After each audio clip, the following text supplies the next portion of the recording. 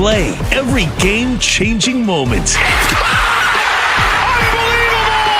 This is You Better You Bet, brought to you by BetMGM on Westwood One Sports. I usually start the show saying it's a great day to be alive on Westwood One Sports. Chris Mack in for Nick Kostos today here on You Better You Bet, presented by BetMGM. But I would be remiss if I didn't add that today is a good day because it is Ice Cube Day on You Better You Bet. Yes, that Ice Cube. Yes, crazy named Ice Cube. Co-founder and CEO of the Big Three, multi-platinum hip-hop legend Ice Cube will join us on the show today. That's scheduled to happen right around 11 a.m. Eastern, 8 a.m. Pacific. This is bucket list stuff for me and some of the folks here on the show at You Better You Bet. Cannot wait to talk to Cube. You better believe that the first thing I will ask him is about the Lakers and LeBron, and I can't wait to pick his brain about absolutely everything. So Ice Cube joining us today here on You Better You Bet. That's at 11 a.m. Eastern. Baseball continues to remain, I don't want to say in the shadows, kind of off to the side. It's on your back burner while the World Cup and free agency are going on in the NBA, but there's still a lot to talk about. Like, we got to have a talk about one guy in particular who is falling apart right before our very eyes, and I don't know how it gets fixed. I'll tell you who that is in just a moment. And Odyssey MLB insider, Bob Nightingale, going to join us at 10:20 Eastern, 7:20 Pacific. We'll continue our daily series of power ranking NFL positional groups leading up to training camps, just about 3 weeks away now. We will power rank the top 5 NFL front sevens today. A lot of familiar names in this group, some names that have changed spots, but you'll notice a common theme between all of them. That coming up exactly 1 hour from now. NBA free agency was bananas yesterday. Free agency, more so the trades precipitated by offseason free agency. We will get to all of those stories. NHL free agency, day one, maybe not quite as chaotic, but there are a couple of winners and losers we'll detail for you at some point this morning here as well. With you until noon Eastern, 9 Pacific. Stories ranging from, like I mentioned, LeBron to the Lakers remaking their nearly their entire roster around Luka and Austin Reeves in one day. And, of course, the Jaylen Brown trade. There are a lot of stories in sports that require some subtlety and some nuance. And in sports talk media, I would say, almost pride ourselves in just diving right in and firing off hot takes sometimes without going way down deep into a story. This is one of those times where I do not need to do a deep dive. I do not need subtlety, and I do not need nuance. I'll tell you exactly what I think of the Jaylen Brown deal coming up in just a couple of minutes, as we always like to do here on You Better You Bet. We invite you into the conversation. YouTube.com/@TheKostos, TheKostos. Nick is off, but the live stream continues on YouTube, where you can chime in the comments, and you can always pick up the phone as well. 310-840-4910. 310-840-4910. But let's get to the 5 biggest stories of the day. Right off the top, it's time for your high five. 5. This is a pretty big draft haul for the Jazz. I'm now having when I first heard it, I was not sure why the Jazz did it. I now feel a little bit with more clarity that this is a very big price. Yeah, the Lakers weren't screwing around when they decided that they were going to go get a big man. Now, would I have preferred Jalen Duren, who they were reportedly talking to, for the Lakers? Yes, absolutely, I would have preferred Duren. But they decide Walker Kessler's their guy, and they give up a bunch of assets. In about a half-hour span yesterday, the Lakers went all in on the offseason and tried to find people that they think fit nicely around Luka Doncic and Austin Reeves. And that includes a sign and trade deal with the Jazz for Walker Kessler. That includes signing, I'm just going to call him Sandy. Sandro Kelashvili. Son of a... I knew I wouldn't be able to pronounce it, even though I practice so much. Sandro. Quentin Grimes, Colin Sexton in the mix as well. And now a decidedly younger Lakers team with LeBron out, Marcus Smart out, Luke Kennard out, and Kessler, Sandy, Grimes, Sexton all in around Luka and Austin Reeves.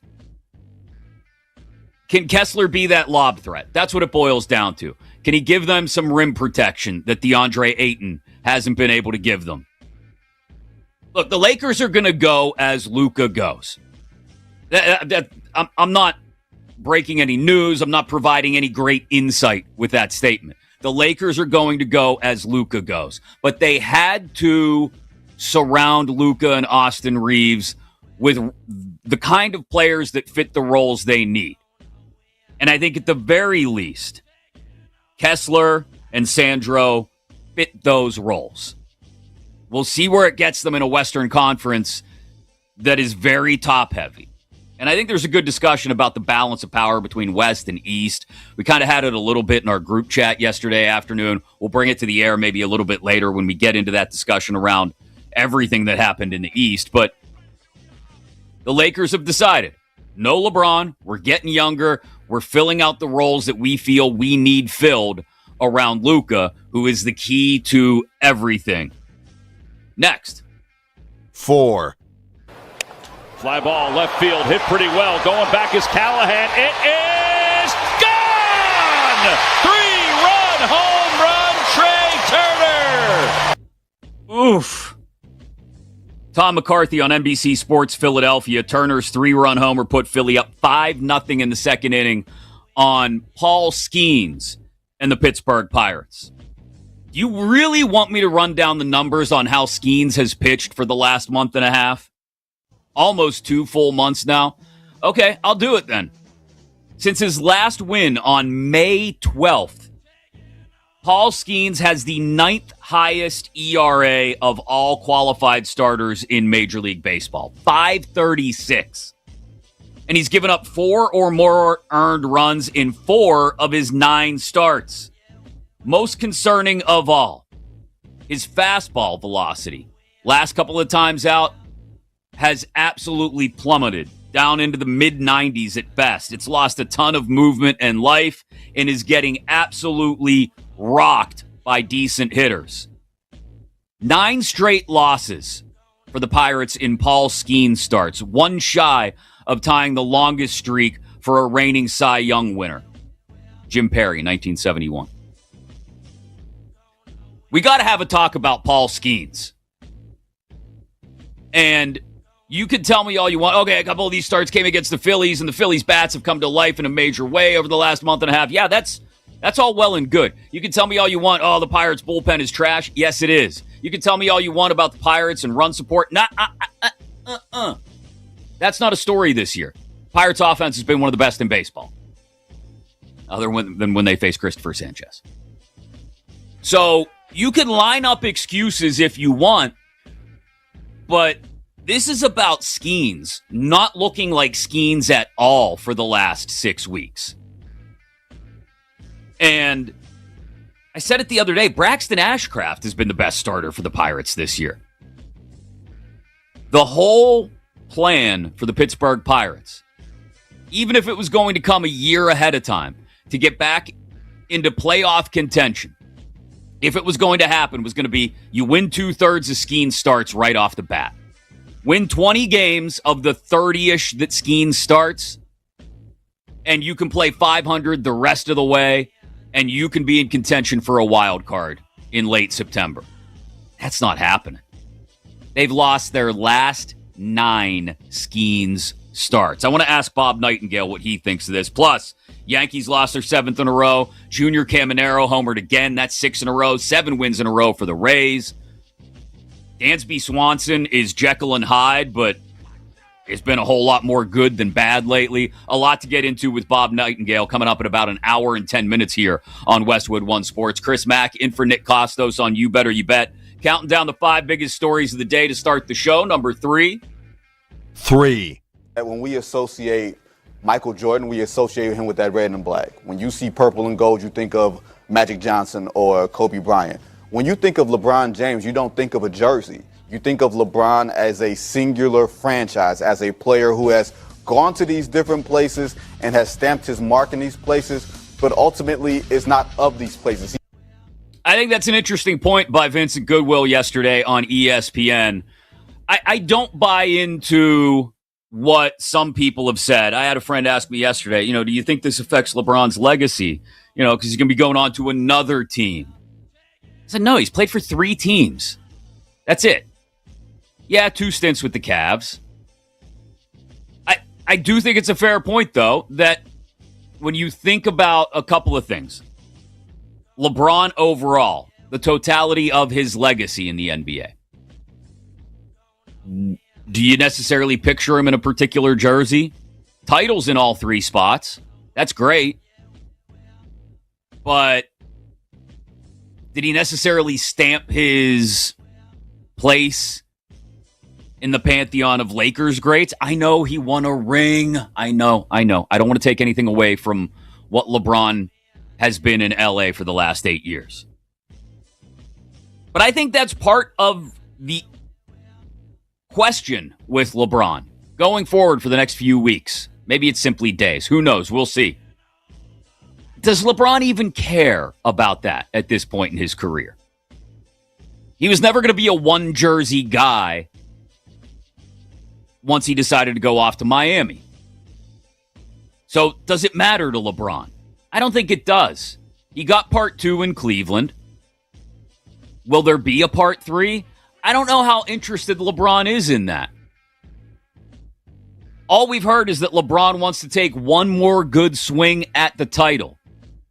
He must not think that Cleveland or Miami or Golden State give him an especially great chance of doing that if all of a sudden we're once again getting the LeBron leverage play in the media that all these other teams are interested. Sixers rumors? Are you kidding me? LeBron wants to go attach himself to the place that gives him the best chance to win a title going out the door. And I get the sense that he doesn't think Cleveland or Miami or Golden State are those places. And I wouldn't necessarily disagree with him. LeBron is not the reason when he goes and joins a team somewhere later this summer. LeBron is not going to be the reason that team wins a title. He's just going to be the dude that latches on for the ride. That's not saying he's not capable of great moments still, okay? I'm not saying LeBron isn't good. So tap your brakes if you're out in LA. You're probably stuck in traffic right now anyway. I'm not saying LeBron isn't good. I'm not saying he can't help, but he is not the primary reason that whatever team he signs with goes and wins a title this year if they do. He'll simply be an add-on. He'll be along for the ride, providing what he can at this point in his career when he can. And that's important. I don't want to take away from that. But I think what we're seeing now with all of these other teams being rumored to show serious interest in LeBron James, what we're getting is another LeBron leverage play. He doesn't think Golden State, Cleveland, or Miami give him the best chance to win a title. Maybe after the Jaylen Brown deal, he thinks it's Philly. And maybe that's why that rumor is coming out. I see you working the phone, Rich Paul. We'll get to Jaylen Brown specifically in just a minute, but number 2? 2. Tillman! It's in! Malik Tillman! 2-0 United States! Courtesy of Fox, that was Malik Tillman's free kick from just outside the box that gave the U.S.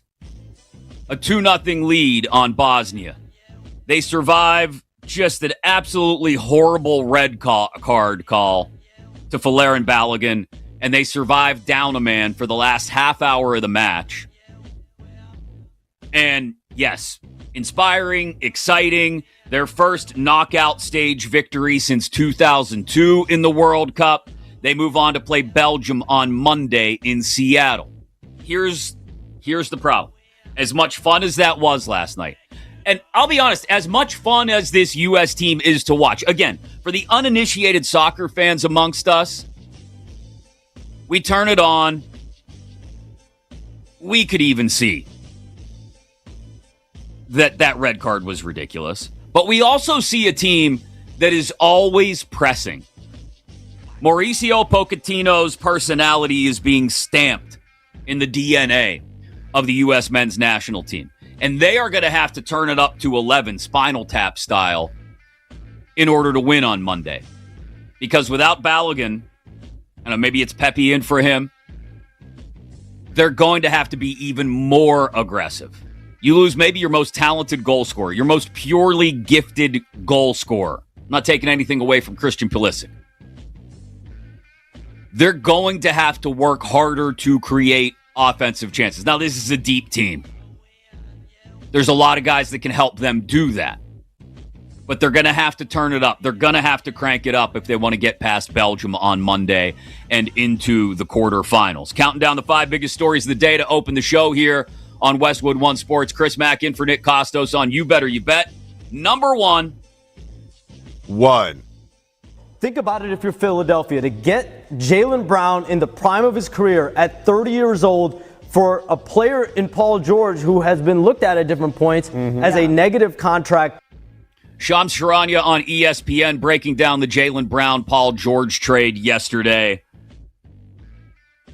I mean, have we yet processed what to say about this other than the most obvious knee-jerk reaction, which I think is the right reaction?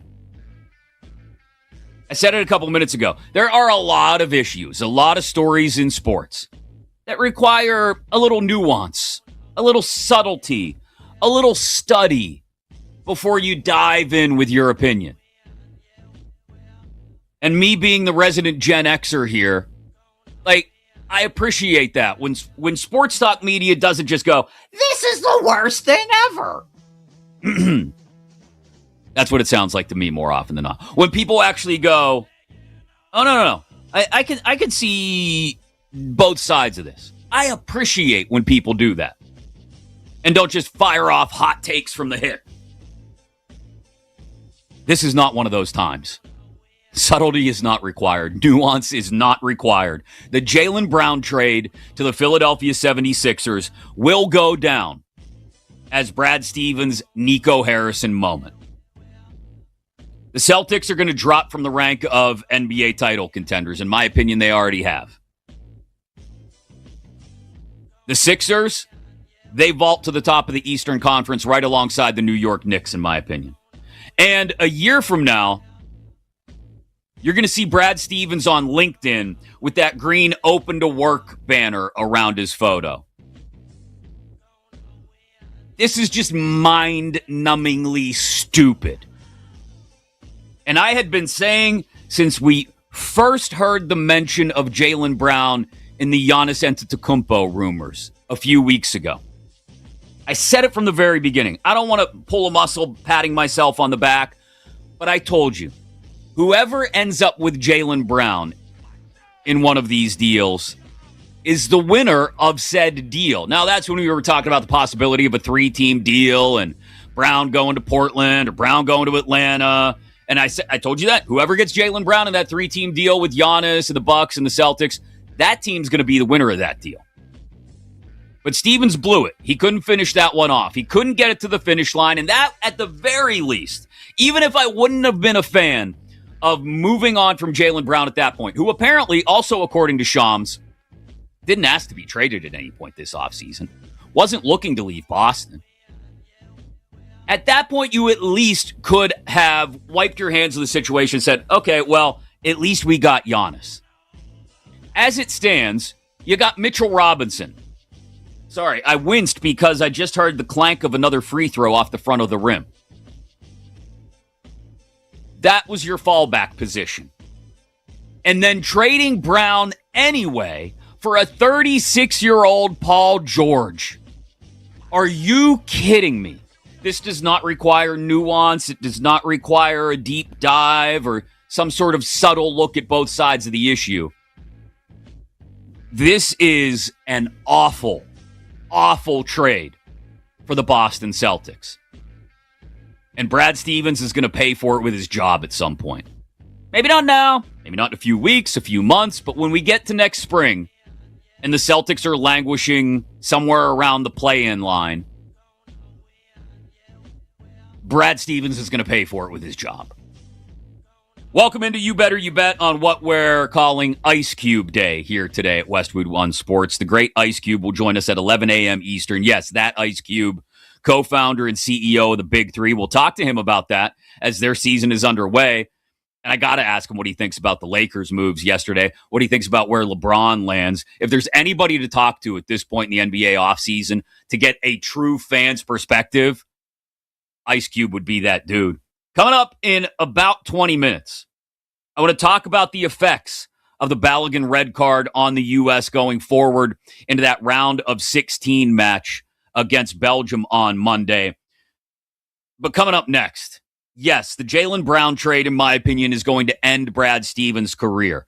But what's the fallout around not just Boston, but the entire Eastern Conference and maybe the balance of power between East and West in the NBA?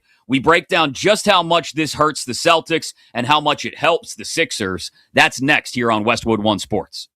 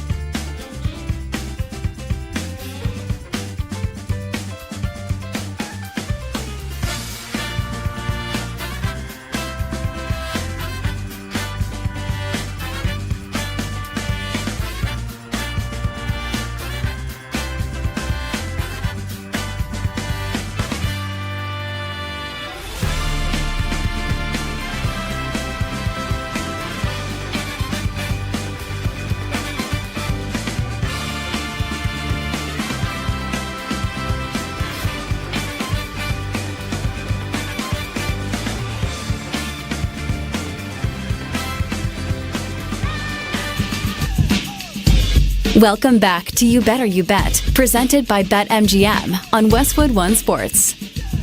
That's right. It's Ice Cube Day on You Better You Bet. Is that weird that I wore the hoodie of the dude that we're going to talk to later? I don't care. I'm going to fanboy a little bit. This segment sponsored by Progressive Commercial Insurance, protecting your business vehicles 24/7. See if you can save at progressivecommercial.com. Yes, that Ice Cube is going to join us at 11 a.m. Eastern, 8 Pacific, co-founder and CEO of the Big Three, who have just launched another season, multi-platinum hip-hop legend, both solo and with NWA. And don't forget, West Side Connection. West Side? I'm going to try real hard not to fanboy when we have Ice Cube on at 11. But bucket list kind of stuff, getting a chance to talk to him later. Plus, is there any other fan you would want to chop it up with on a day like today than a Lakers fan, a LeBron fan, and someone who I think will give us an unvarnished opinion on both? I will be totally cringe, Laura. Totally cringe. I'm sorry. I will not call him Mr. Cube, Tyler. All these suggestions coming to me in the chat right now. Excuse me, Mr. Cube. No, we're not going to go that route. I just think very cool to have a chance to talk to him during this part of the NBA offseason, knowing what a hoops fan he is, but also the Big Three getting started back up again.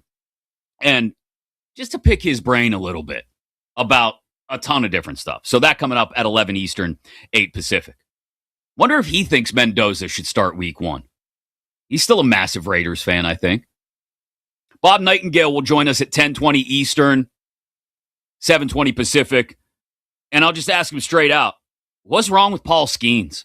Skeens got bombed atomically by the Phillies last night. And I know the Phillies are raking lately, but this is not just the Phillies that have done this to Skeens over the last 6 weeks. It's happened multiple times. 4 times in the last 9 starts, all of which the Pirates have lost. Skeens has given up at least 4 earned runs. Gave up 7 last night. We'll talk to Bob a little less than an hour from now. And in less than 15 minutes, we got to talk just a little bit about how, yes, it's inspiring and exciting that the Americans held on to beat Bosnia last night, but that red card has more of an impact. That red card on Balogun has more of an impact than just on last night's match, obviously, as he's out for Monday's round of 16 matchup against Belgium. But the Jaylen Brown to Philadelphia deal, you've heard what I think about it. I think it's terrible. I think it's awful. I think it's one of the worst trades in Celtics history. And I think it's going to get Brad Stevens fired. But let's talk about the actual impact of this. Trading Jaylen Brown to not just a conference rival, division rival, a team that you just lost to in the playoffs after being up 3-1. And maybe if you're one of those Celtics fans trying to cope this morning, that's what you're telling yourself. Right? He didn't help us when we were up 3-1. Blew the series. I don't care anyway. I mean, cope as much as you may have to this morning, Celtics fans. If you just want to curl up in the fetal position and not even look forward to next season, I'm fine with that. I will say one little thing that has been lost in this. I haven't even mentioned it yet. They still got Jason Tatum. But that's about all. That's about all I'd feel good about. How far back in the East do the Celtics fall now with this deal? Because the Celtics, as they were currently constructed, even without Jason Tatum, when he was out for the bulk of this season, when it was Jaylen Brown, Derek White, Peyton Pritchard, they were just doing everything they could, and it was working. They were still second in the Eastern Conference. We still looked at them going into these playoffs. You remember the conversations we had about 2.5, 3 months ago going into the playoffs when we all looked around at each other and said, yeah, Pistons are the 1 seed, but Cade's dinged up and Celtics are still the favorites in the Eastern Conference. I mean, come on, they're the Celtics. And that was without really seeing if Jason Tatum could consistently be Jason Tatum on a night-to-night basis coming back from the Achilles. Now, credit to Jason Tatum, had a very strong return towards the end of the regular season from the Achilles. But Jaylen Brown was the reason,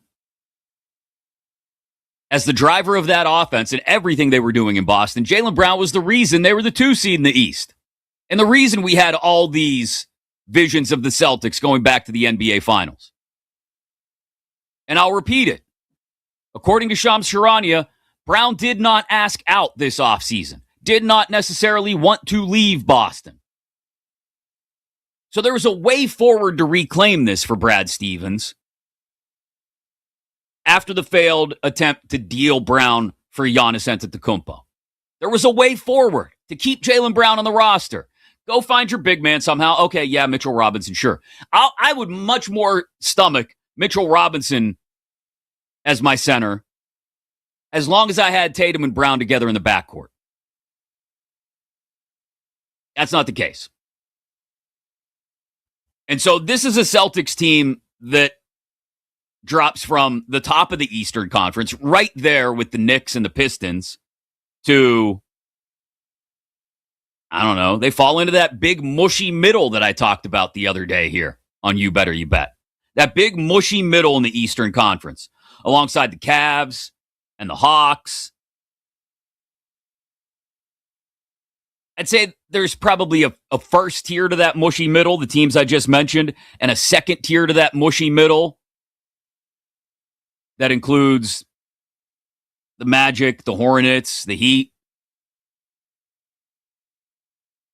I don't yet buy the Heat as Eastern Conference contenders. I'm sorry, I don't.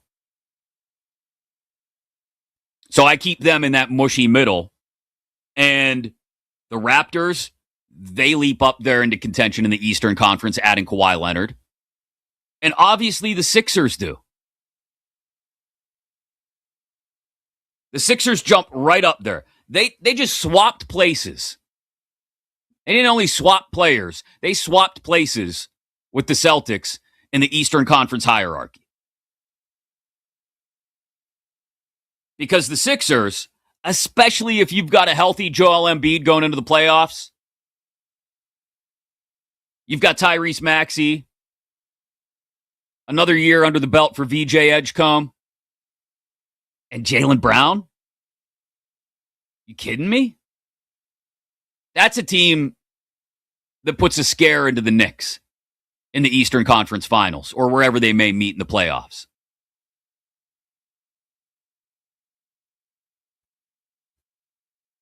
So, the Eastern Conference, while the names of the teams at the top have changed, I think is still built relatively similarly to how it was last year.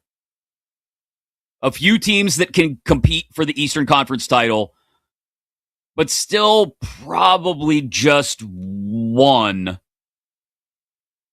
that I consider a legit NBA title contender, and that's still the Knicks.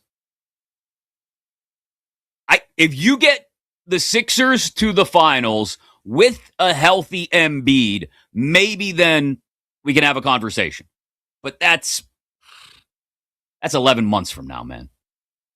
Right now, I have them in the conversation as Eastern Conference contenders. And the balance of power between conferences. We were talking about this in our group thread yesterday.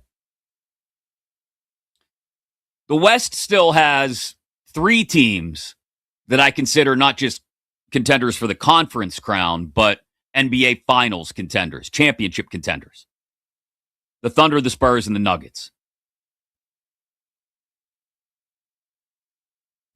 I think the Lakers are definitely more interesting. And if you get Luka hot during a series in the playoffs, he can steal a series. But the Lakers aren't title contenders, despite everything they did yesterday. Maybe if Luka gets red hot during the playoffs and stays healthy, they're a Western Conference dark horse. Maybe Minnesota in that same realm. But I don't have Minnesota as a championship contender either. So I don't really think the balance of power between East and West has shifted all that much. I think it's more about, and I don't even think the complexion necessarily of the East, as far as having a few teams at the top and then a big mushy middle that may be somewhat stratified in two tiers. I don't even think that complexion has necessarily changed. We just swapped a couple of the names, right?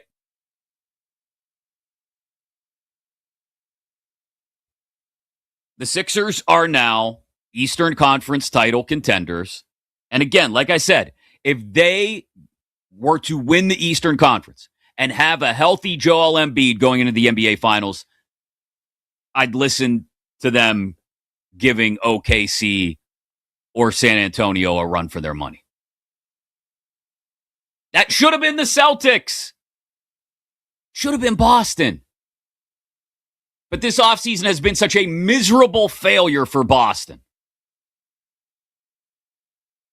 This is not one of those days where you wake up and look at the Jaylen Brown for Paul George trade. I haven't even mentioned Paul George. You know why? Because Paul George isn't worth mentioning. This is not one of those days where you wake up and look at the Jaylen Brown for Paul George trade and go, let's look at the other side of this story. No, I don't need the other side. This was utter stupidity. The Celtics are going to pay for it, and Brad Stevens, in my opinion, is in all likelihood going to pay for it with his job a year from now. Coming up, the U.S. men's national team spent the last 30 minutes of last night's win over Bosnia down a man. A 30-minute power play for the Bosnians, and they still hold them off, the U.S. men's national team, to get a 2-0 victory. We'll celebrate that victory, but also break down the impact of Valerian Balogun's absence against Belgium coming up Monday in the round of 16. That's next here on Westwood One Sports.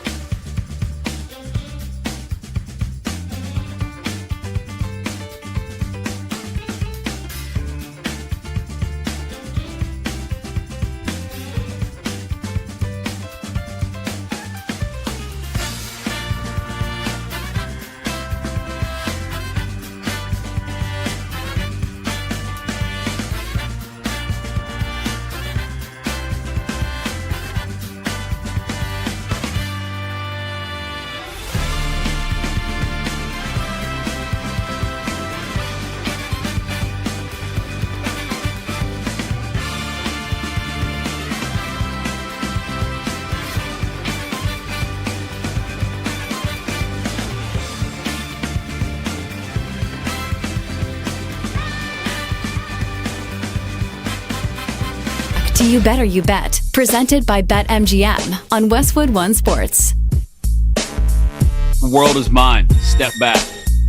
Is Ice Cube's on the show later today? Yeah, the Ice Cube, co-founder and CEO of the Big Three, multi-platinum hip-hop legend, movie star, all of it, entertainment mogul, joins us at 11 Eastern, 8 Pacific here on Westwood One Sports. Chris Mack in for Nick Kostos today, top of the hour.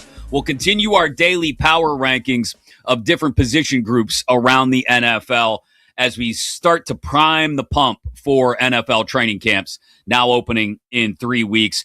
Coming up in about 35 minutes, I want to ask Bob Nightingale, just straight up question. What's up with Paul Skeens? Also, we got to ask him about the Yankees, who are just in an absolute tailspin right now. They've lost 7 in a row. The Rays have won 7 in a row. That's a 3.5 game spread now in the AL East. Junior Caminero will not stop hitting home runs. A lot to get to with Bob, our Odyssey MLB insider, coming up at 10:20 Eastern, 7:20 Pacific. And yes, we will talk about where we think LeBron should go and where LeBron will go. Apologies to Bill in Toronto, who just wants to hear about baseball. We got 20 minutes with Bob for you coming up at 10:20 Eastern. All right, Bill, we got you covered. There are 3 more round of 32 World Cup knockout matches today. You've got Spain against Austria at 3 Eastern. You've got Portugal against Croatia at 7 Eastern. And Switzerland, Algeria at 11 p.m. Eastern. The first 2 of those of particular interest to American fans because if the U.S. can get by Belgium on Monday night in Seattle, they will play one of those 4 teams, Spain, Austria, Portugal, Croatia. And we'll get in just a second into how they get past Belgium, particularly after the red card to Aaron Balogun, which will keep him out of that round of 16 match. But you can get an early payout for a 2-goal lead right now inside your BetMGM app. Place a pregame bet on any World's Game match, and if your team takes a 2-goal lead at any point in the game, your bet pays out as a win. You could have used this last night, for example. The winnings are yours regardless of the outcome of the match. Download the BetMGM app today.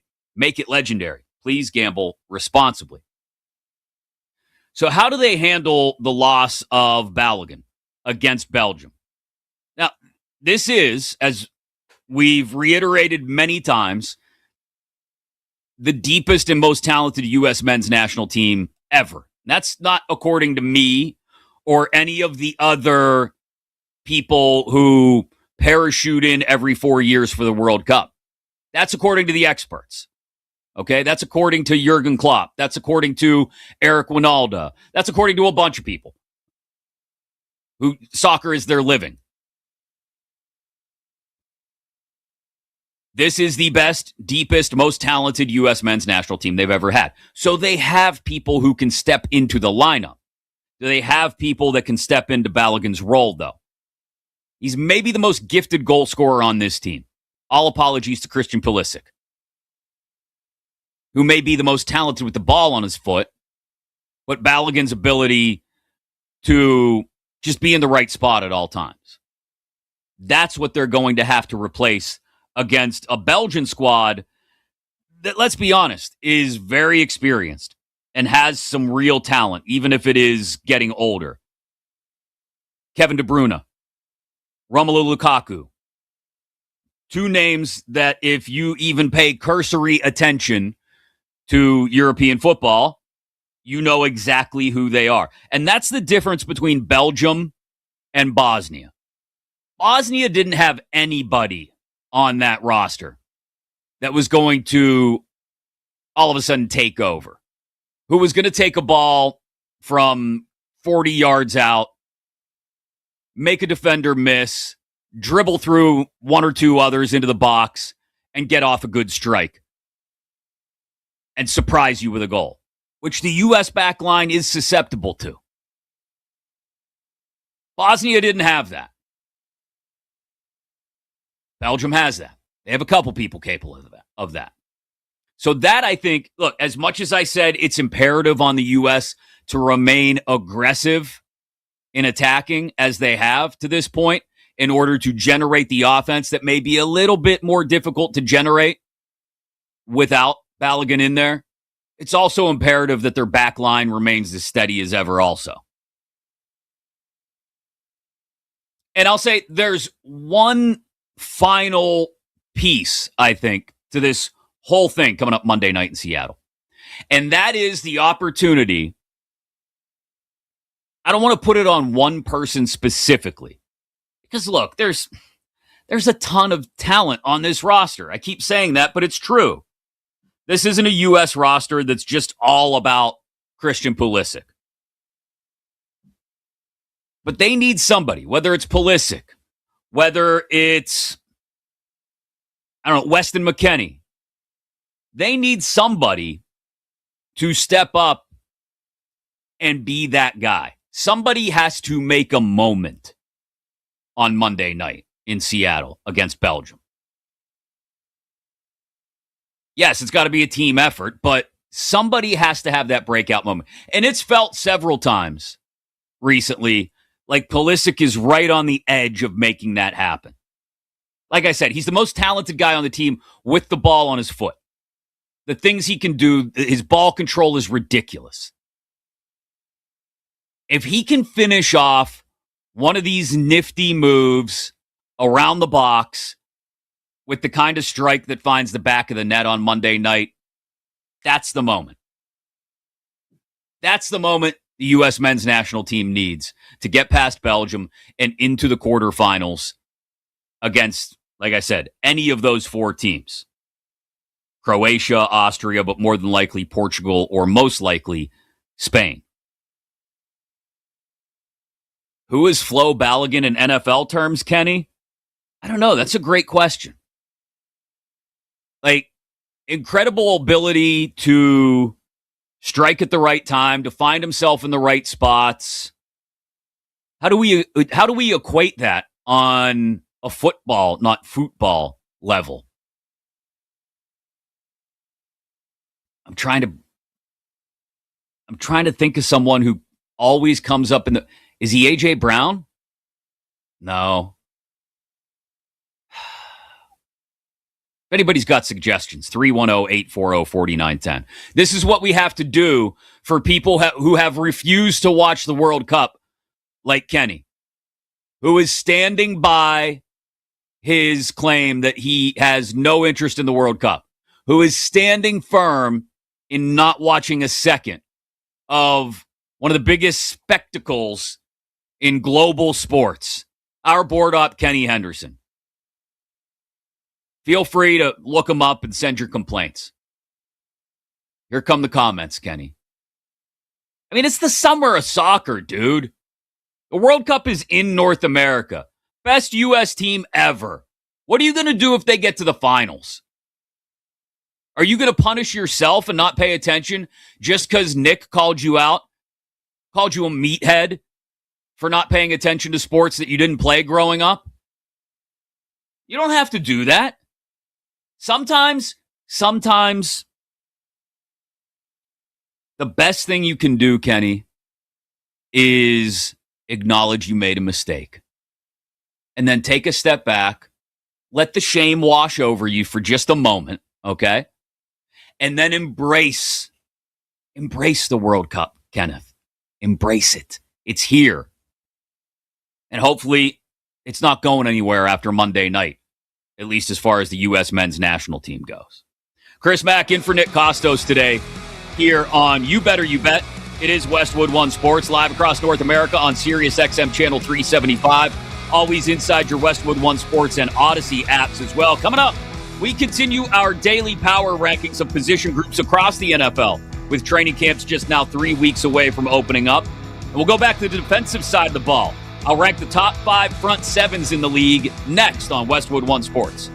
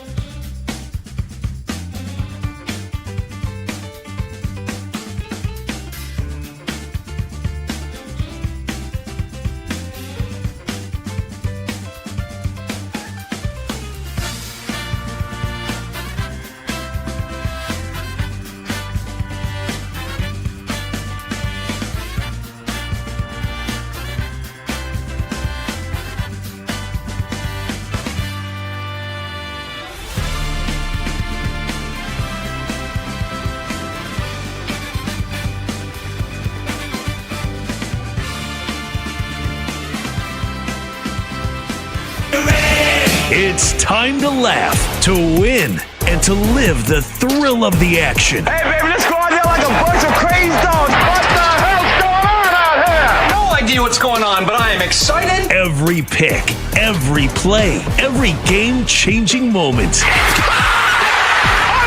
Unbelievable! This is You Better You Bet, brought to you by BetMGM on Westwood One Sports. Yay! It's Ice Cube Day on the show. Co-founder and CEO of the Big Three, multi-platinum hip-hop legend, media mogul, Ice Cube joins us 1 hour from now. And obviously we'll talk about the Big Three being up and running, another season underway with him. But also, I got to ask him what he thinks of his Lakers. I mean, when you mention a team in a song, especially a song that blows up the way It Was a Good Day blew up, the Lakers beat the Supersonics, you love that team. So does he still have that unabiding love for the Lakers? And what's he think now that LeBron is definitely gone? We got a million things to talk to the legend, Ice Cube, about coming up 1 hour from now here on Westwood One Sports. Chris Mack in for Nick Kostos today here on You Better You Bet. We are presented by BetMGM, and you can always join the conversation at 310-840-4910, 310-840-4910, or in the YouTube chat where you can watch the show, obviously, as well. YouTube.com/@TheKostos, TheKostos. Bob Nightingale, Odyssey MLB insider, going to join us in 20 minutes. Are the Yankees in the middle of a death spiral? 7 losses in a row. Doesn't help that the Rays have won 7 in a row and all of a sudden opening up a 3.5 game gap in the AL East. Has a lot of Yankees fans scared. I know, I just told you literally 2 days ago, I told Yankees fans to calm down. Everything's going to be all right. I still think everything's going to end up all right, but I understand why you're panicking just a little bit. Coming up before 11 Eastern, 8 Pacific. I know all of the stories, the big stories in the last 24 hours have been Jaylen Brown, the Lakers, LeBron, NBA offseason. But NHL free agency started yesterday, and there were some deals made as well. I'll give you at least one big winner and I think one enormous loser before 11 Eastern. But day by day, as I've been filling in for Nick here on You Better You Bet, I've decided with training camps just a few weeks away in the NFL to power rank each day a different position group. We've gone through tight ends. We've gone through offensive lines. We've gone through secondaries. We've gone through wide receivers. So by my math, that means we've got running backs left. We've got obviously quarterbacks left. I think coaching will have to get a day of power rankings as well. And front 7 on the defense.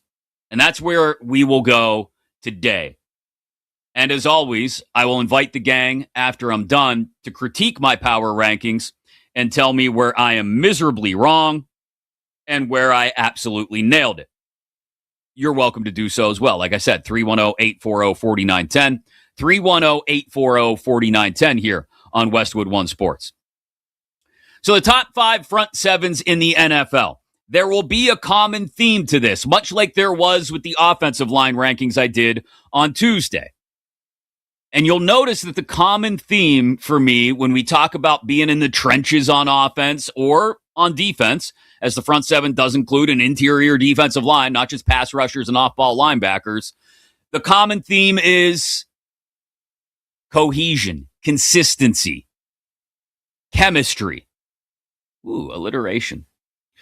Those things are what enhance already good offensive lines or defensive lines and take them to the next level. So that will be a common theme you will notice here.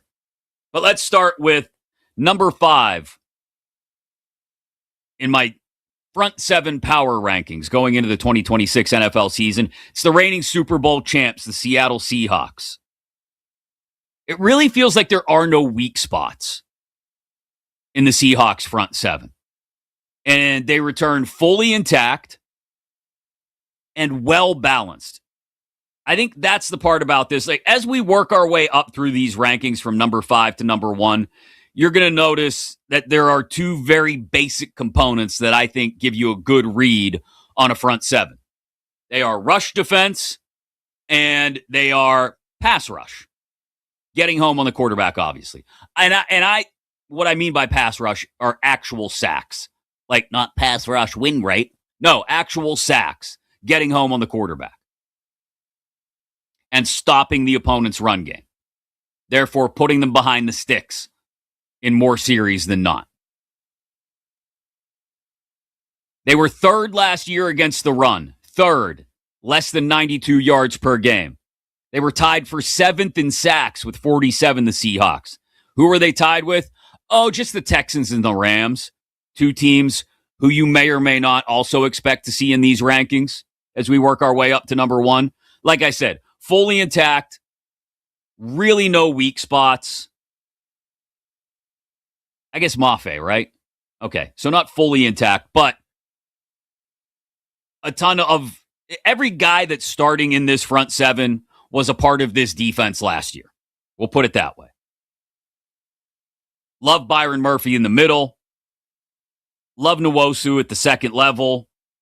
And like I said, they can rush with DeMarcus Lawrence and others, and they shut down the run. So the Seahawks are number 5 for me. Number 4 in my power rankings of the top 5 front sevens around the NFL going in this season. The Philadelphia Eagles. You take a relatively undisturbed mix in the front seven. You add Jonathan Greenard to the mix. I think there's a good chance you get a big, he had a good rookie year, but a big second-year jump from Jahad Campbell. You got Davis and Carter in the middle. My only concern here is that last year they were not great against the run. Ended up 22nd in the league in rushing yards allowed per game. Almost 125 rush yards per game allowed by the Eagles. So I have Philly at number 4 in my power rankings of the best front sevens. Number 3, I'll be honest, I went back and forth between 1, 2, and 3. 1 and 2 finally stood out to me for reasons I will get to in a second. Number 3 fell to where they were. Not because I don't think they have the capability of being the best front seven in the league. They possess that capability. But they've also got to get better at stopping the run. And that's the Rams. They return their front seven and swap out, on top of that, Jared Verse for Myles Garrett. I do not have questions about whether the Rams are going to get after the quarterback. How many more lanes is Myles Garrett going to open up for Byron Young, who already had 11.5 sacks last year? They weren't as bad against the run as the Eagles were. They were middle of the pack. 12th in the league in rushing yards per game allowed, just over 110. So I have the Rams at number 3 in our power rankings of the top 5 front sevens in the NFL, which brings us to our top 2. And I already mentioned the Texans. So I'll just tell you, the Texans are in the top 2. And you may be racking your brain. Well, who's the other team then, Chris? Who else would be in the top 2 in front sevens? And I'll tell you, it won the Browns, even though I think Jared Verse will help them, despite the Garrett loss. Won the Steelers. Stop the run consistently, then we'll have a conversation. Not even I can be that homer. Not the Chiefs. Not the Pats. Not the Ravens. Not the Lions. Not the Niners. Also in the top 2 alongside the Houston Texans. And I had a real hard time going back and forth between these two teams. I did. If I were allowed to cop out and just make it a tie at number 1, I would, but I'm not allowed. So your number 2 in the power rankings of the top 5 front sevens in the NFL going into the 2026 season the Denver Broncos. Front seven returns fully intact. They were second in the league last year in stopping the run, just 91.1 yards per game. They led the league in sacks, 68 sacks last year for the Broncos. Despite the fact that going into the season, if you went to their roster and looked at their front seven, I don't know, did you recognize any other names besides Nick Bonito? Probably not. And I think that's part of the beauty of the Broncos front seven. There are not names that you go, ooh, yeah, him. Like, it's not the Rams. The Rams are a collection of football cards. They're a collection of names. They're a very good collection. But the Broncos just get it done. Very consistent, well-balanced, and I had a hard time keeping them at number 2. I really did. But I think the difference is also something that I just praised when I get to the number 1 team, which is the Houston Texans. The difference is the singular talent available at several positions for the Texans. It's not just the edge rushers. It's not just Hunter and Anderson. The best pass rush tandem in the league. It's all the other, especially, I think their off-ball linebackers are wildly underrated. Henry Toto and Azeez Al-Shaair. They returned fully intact. They held running backs to less than 2 yards on 44% of their carries last year. Just 94 rushing yards per game last year. The Texans front seven does it all. They menace your quarterback, and they shut down any semblance of a run game. So, to recap, before I throw it open to the gang and let them critique or maybe suggest a few other options. Power rankings of the top 5 front sevens in the NFL. Number 5, the Seattle Seahawks. Number 4, the Philadelphia Eagles. Number 3, the LA Rams. Number 2, the Denver Broncos. And number 1, the Houston Texans. Kenny, did I nail it? Did I completely screw it up? What do you got for me on the top 5 front sevens? I think you did a great job, Chris. Nice. I thought this was going to be a hard list to make, but actually these are definitely the 5 best front sevens in the NFL. A few teams I think you maybe might have considered. The 49ers, I know you have to have Bosa and Warner healthy, and I know that some of their defensive line pieces aren't exactly great, but I think they, especially if you have those 2 guys, I think at least deserve a mention. And then 2 big-time sleeper teams, the Commanders and the Chargers. What the Commanders did in this offseason to add a defensive line, I know all those guys haven't played together, but I think you look at Sonny Styles now at the linebacker, you got guys like Owe and Chason now rushing the passer. They're going to be a good front seven. And then how about the Chargers? You still have Khalil Mack there. You've got a good linebacker duo. You've got Tuli. I don't know how to pronounce his name, but you know who I'm talking about. The other edge rusher that they've got opposite of Max. That's another good front seven, and just a good defense overall. But I think you nailed this. I think these are definitely the 5 best front sevens in football. I want to get to Washington in a second because I'm glad you brought them up. I probably should have considered them more strongly, but they're not quite top 5. They're top 10, definitely. The Chargers, I think, are massive boom or bust potential in the front seven. Tui Pelotu is how you say it. But yeah, Tui Pelotu. I wonder when Khalil Mack falls off the cliff. It's out there in the not too distant future. If that were to happen, but I don't hate the Chargers front seven. I'd maybe put it right around 10-ish, maybe in that neighborhood. Washington is one I'm really glad you mentioned, Kenny, because I have mentioned it several times this offseason. They, at the very least, like you said, tried their damnedest to make over this front seven. And I like most of the additions. Owe, I like. Chenal, okay. Styles is a great first-round draft pick. Chason as well. So, at the very least, I think their linebacking core has the potential to be top 5 in the league, at the very least. Maybe even better. But that's potential because, like you said, none of these four have played together. So I'm glad you brought up Washington. But I think that's a pretty definitive ranking. You can always choose to agree or disagree in the comments on YouTube, youtube.com/@thekostos, or on the phones at 310-840-4910, 310-840-4910, or just,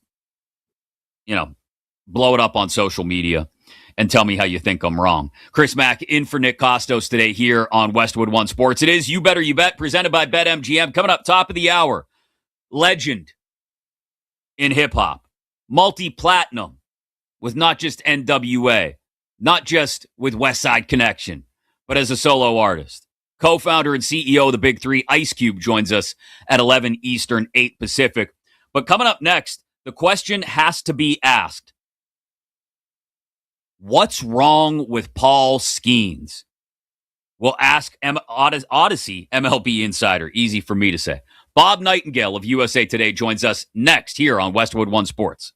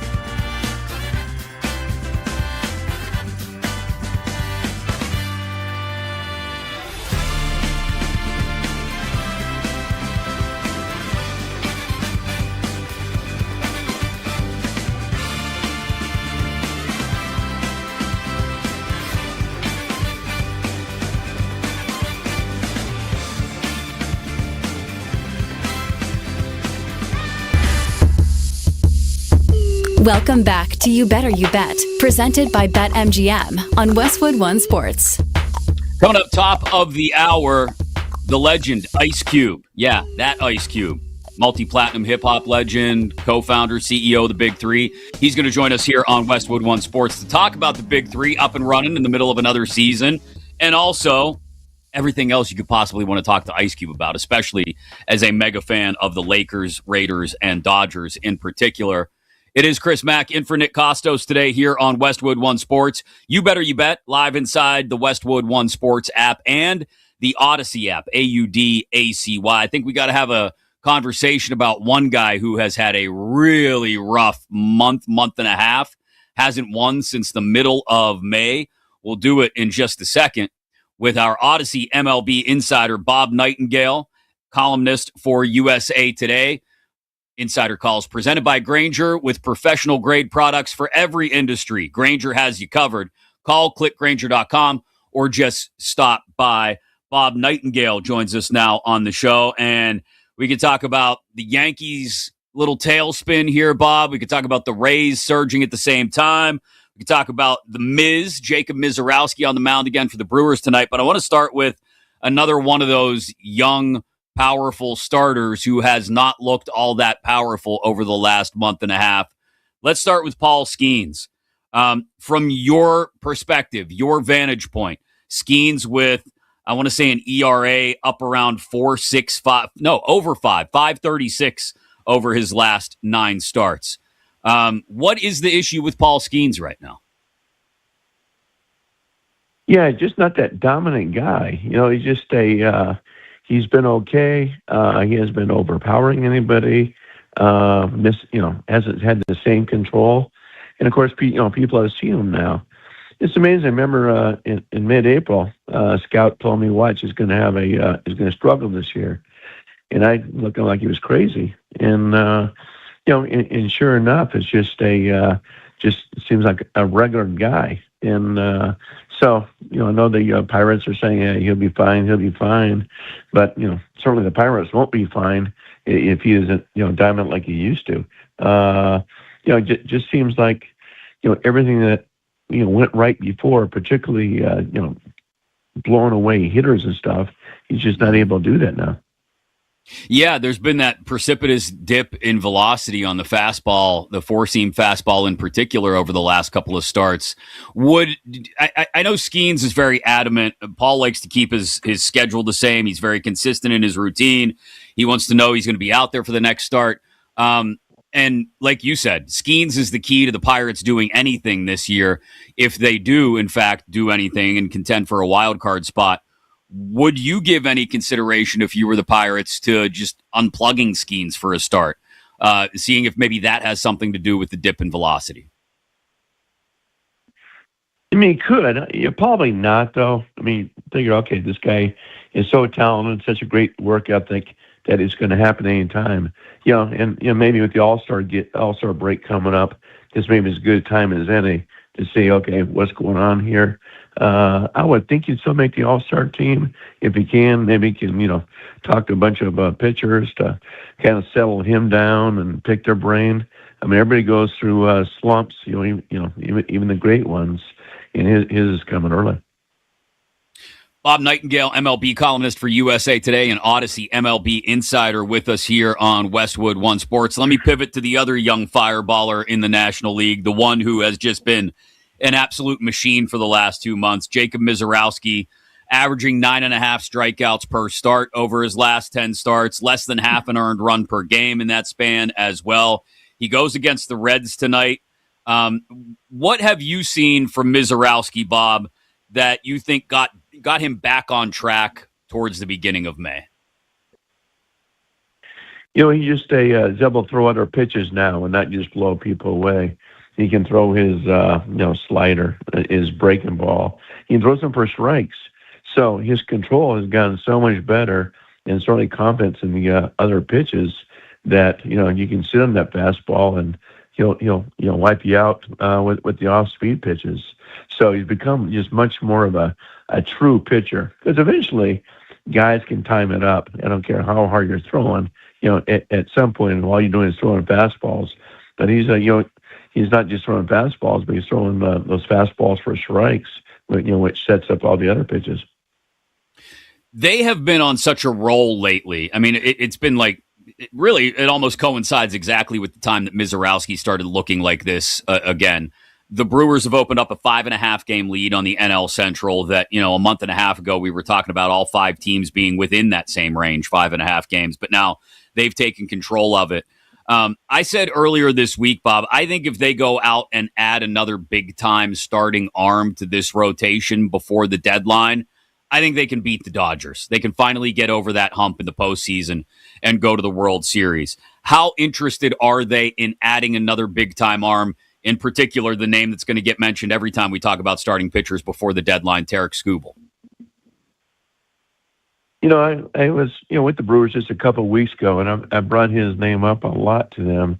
They keep kind of poo-pooing it like, come on, that's not us. We don't do that. Certainly they got to be, in the conversations to see, okay, what will it take here? But they'll argue too is like, hey, we need a big time bat. We need some more offense. We need some thump. And they do. If there was a bat out there that could provide some power, that might be more valuable to them than Skubal. So they do have great starting pitching, in particular with Harrison behind Mizorowski. Some other guys behind him with, Sproat and what have you.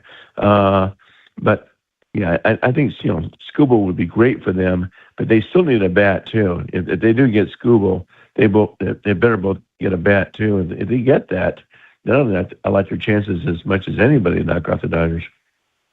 One of the names that immediately popped into my mind, Bob, when you mentioned bats, is Christian Walker. Where are the Astros in how they consider themselves with the deadline approaching? Because that American League is wide open, and at least you hear a lot of reporting that nobody in the American League has really recused themselves, or aside from a couple of teams at the bottom of the standings, has recused themselves from the chase and is willing to sell off anything at this point. When you look at the Astros, or maybe the American League in totality, in those teams near the bottom of the standings especially, who's ready to sell off now and who's going to sit there and wait until they're absolutely out of it and jump into the deep end of the trade deadline pool with, say, a week to go? I think the Angels could be those sellers, particularly with the John Mozeliak taking over now for Perry Manassian. And maybe Mozeliak can talk, the owner, Artie Moreno, saying, hey, we got to move some pieces here. They certainly have a couple pitchers available to move. They can also move Joe Adell, the outfielder. Otherwise, with the American League being so bad, I can't remember it being this bad. We're only 4 or 5 teams over 500. Otherwise, I think teams stay pat until the last 3-4 days. That includes the Tigers. We've been talking about Skubal now since April, but when does Tigers get back in this thing? I mean, they swept the Yankees. They are playing better baseball. And to put with the Astros, I mean, Christian Walker, Isaiah Paredes would be unbelievable. So certainly Jeremy Pena, but shame on the American League West not putting away the Astros when they had a chance. And now that the Astros are alive, I don't think they're going to sell at all. I think they're going to be buyers. And certainly that kind of fits, the owner Jim Crane's MO. And Jim has come out several times publicly and said there'll never be a rebuild as long as I'm the owner here. Bob Nightingale, Odyssey MLB Insider, with us here on Westwood One Sports. Insider calls are brought to you by Grainger. For the ones who get it done, Grainger offers the professional-grade products you need, delivered when and where you need them. Call, click Grainger.com, or just stop by. You mentioned the Yankees there a moment ago and talking about the Tigers sweeping them this week, Bob. Aaron Boone said it last night. This is bad. He said there's no way around it. We are just going through a nightmare stretch right now. They've lost 7 in a row. At the same time, the Rays have won 7 in a row, and they've opened up that 3.5 game lead in the AL East. Tampa has now on the Yankees. I was trying to tell Yankee fans to remain calm. All was well a few days ago.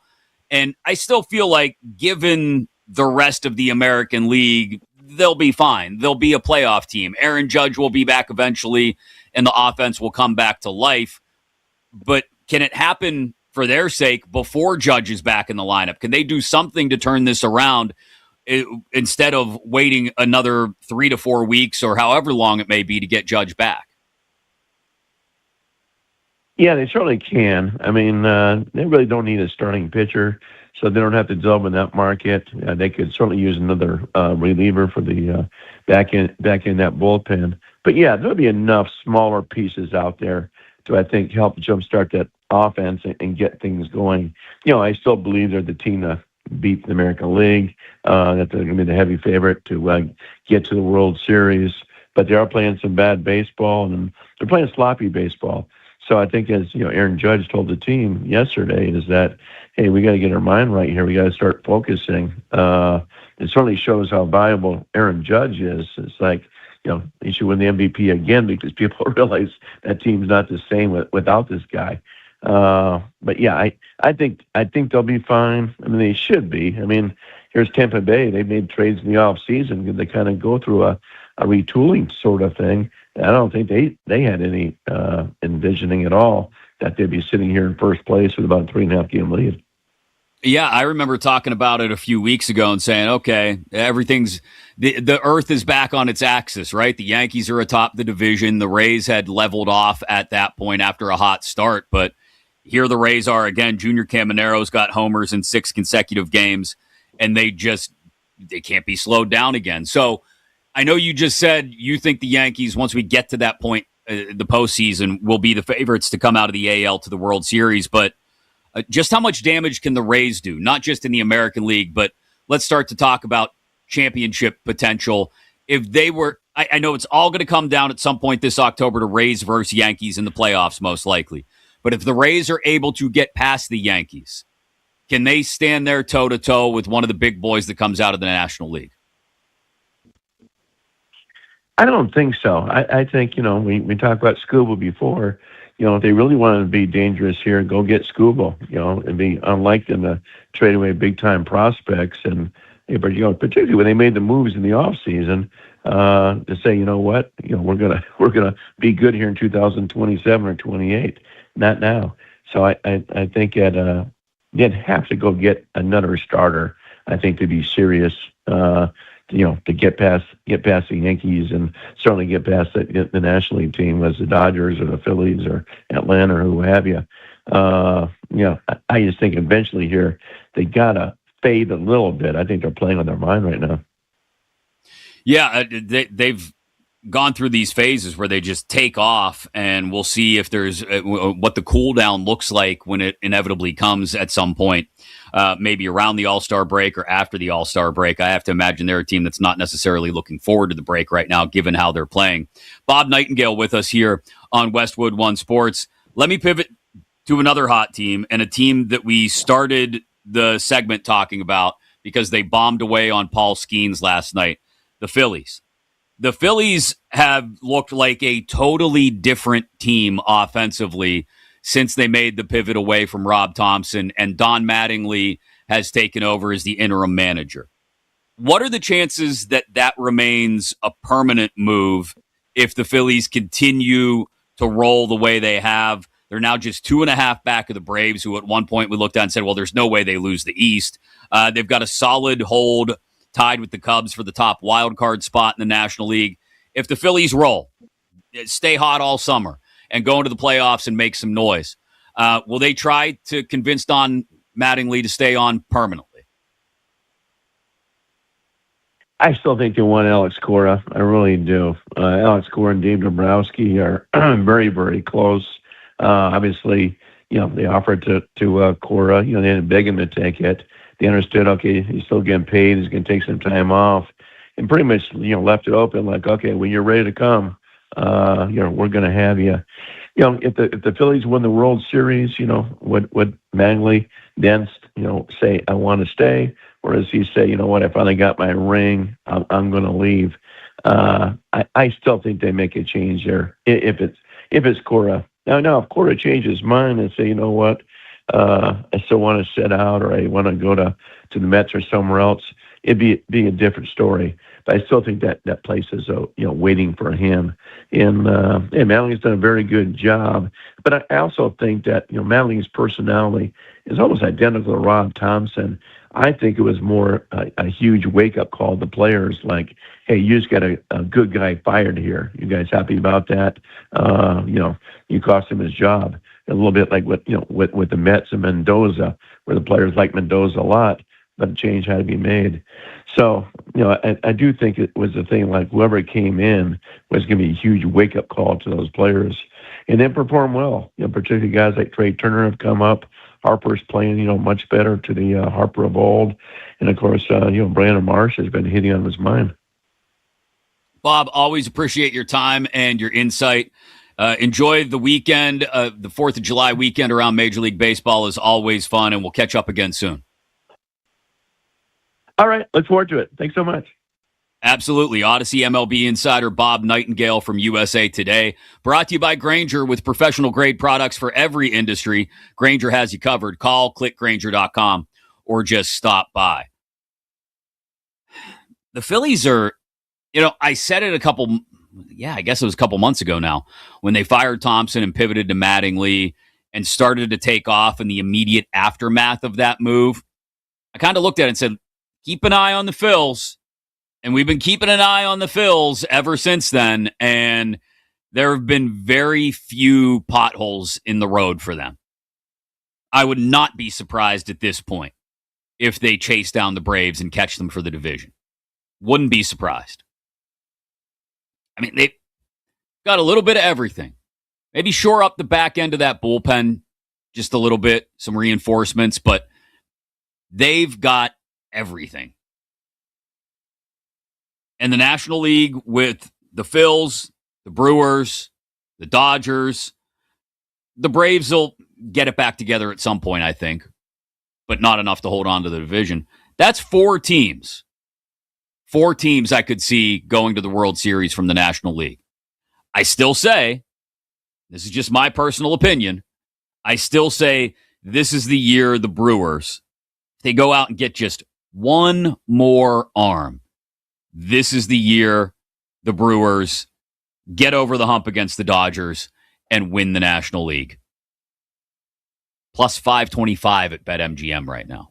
It's a pretty good price for a team playing the way the Brewers has for the last 2 months. Milwaukee also 11-1 to win the World Series.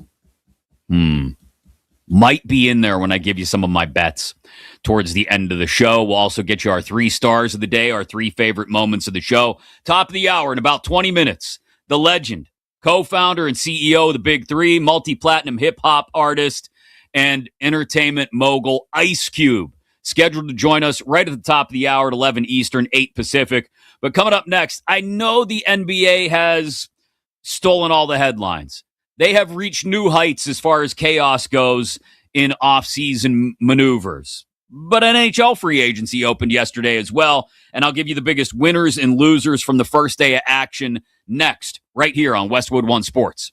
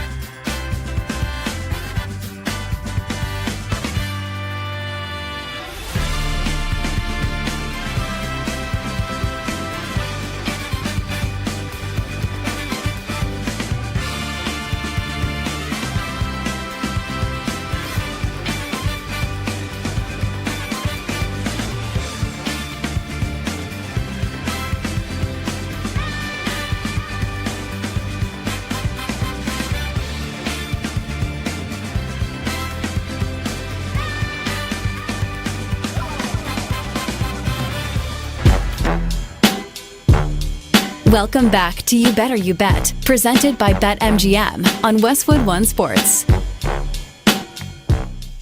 I got one really solid winner and one really solid massive loser from day one of NHL free agency. Get to that in just a second here on Westwood One Sports. Chris Mack in for Nick Kostos today here on You Better You Bet in about 15 minutes. Top of the hour, 11 Eastern, 8 Pacific. Ice Cube joins us, co-founder and CEO of the Big Three, multi-platinum hip-hop legend, movie star. He does it all, and he's a massive Lakers fan. So how's he feel about the direction they've gone in the last day or two? We'll talk to Ice Cube at the top of the hour here on You Better You Bet. World Cup continues today. 3 more round of 32 knockout matches at 3 Eastern. It's Spain and Austria. Spain, heavy favorites to advance in that match. Minus 350 at BetMGM. Portugal, Croatia at 7 Eastern. Portugal minus 145 favorites. And at 11 Eastern, Switzerland, Algeria, the Swiss minus 110 favorites in that match. Of particular interest, if you're a U.S. soccer fan, the first 2 of those 3 matches, because one of those 4 teams, Spain, Austria, Portugal, Croatia, will be who the Americans face if they can get past Belgium Monday night in Seattle. You can get an early payout for a 2-goal lead. Place a pregame bet on any World's Game match, and if your team takes a 2-goal lead at any point in the game, your bet pays out as a win. Winnings are yours, regardless of the final outcome of the match. Download the BetMGM app today and check it out. Please gamble responsibly. Before we get into the winners and losers, at least in my opinion, of the first day of NHL free agency, and both of these moves were actually not free agency moves, but were spun out of trades. You know, much like the NBA over the last few days and the beginning of their offseason, the NHL, it's been about trades. Remember we had Dennis Bernstein of the Fourth Period on, what was it, 2-3 weeks ago now? Right after the Cup was over, I think. Or maybe it was during the Cup final. Summer's flying by. Anyway, we had Dennis Bernstein on, and he gave us the heads up here on Westwood One Sports. He said, this offseason, with the massive jump in the cap, teams have the wherewithal to retain their own free agents if they want to. And you're going to see teams have to swing trades in order to make the improvements that they feel they need to make. And that's what we've seen. But before we get to that, I have already been critical of our board op, Kenny Henderson, although I don't know if I still call you our board op, because Laura Jimenez out in Culver City is actually technically working. What are you doing around here these days, Kenny? Not paying attention, apparently. Anyway, Kenny wasn't... I crushed him for not being in on the World Cup. Like, he refuses to pay attention to the World Cup whatsoever. But then the Utah Mammoth came up, and he actually asked, really? The Mammoth is the name of an NHL team? Yes, the Mammoth is the name of an NHL team. The Utah Mammoth. And in my opinion, they're one of the early winners on the first day of NHL free agency. Their GM, Bill Armstrong, had the capital to make some moves, to add some veteran experience, and he did exactly that, making a trade for Vincent Trocheck of the New York Rangers.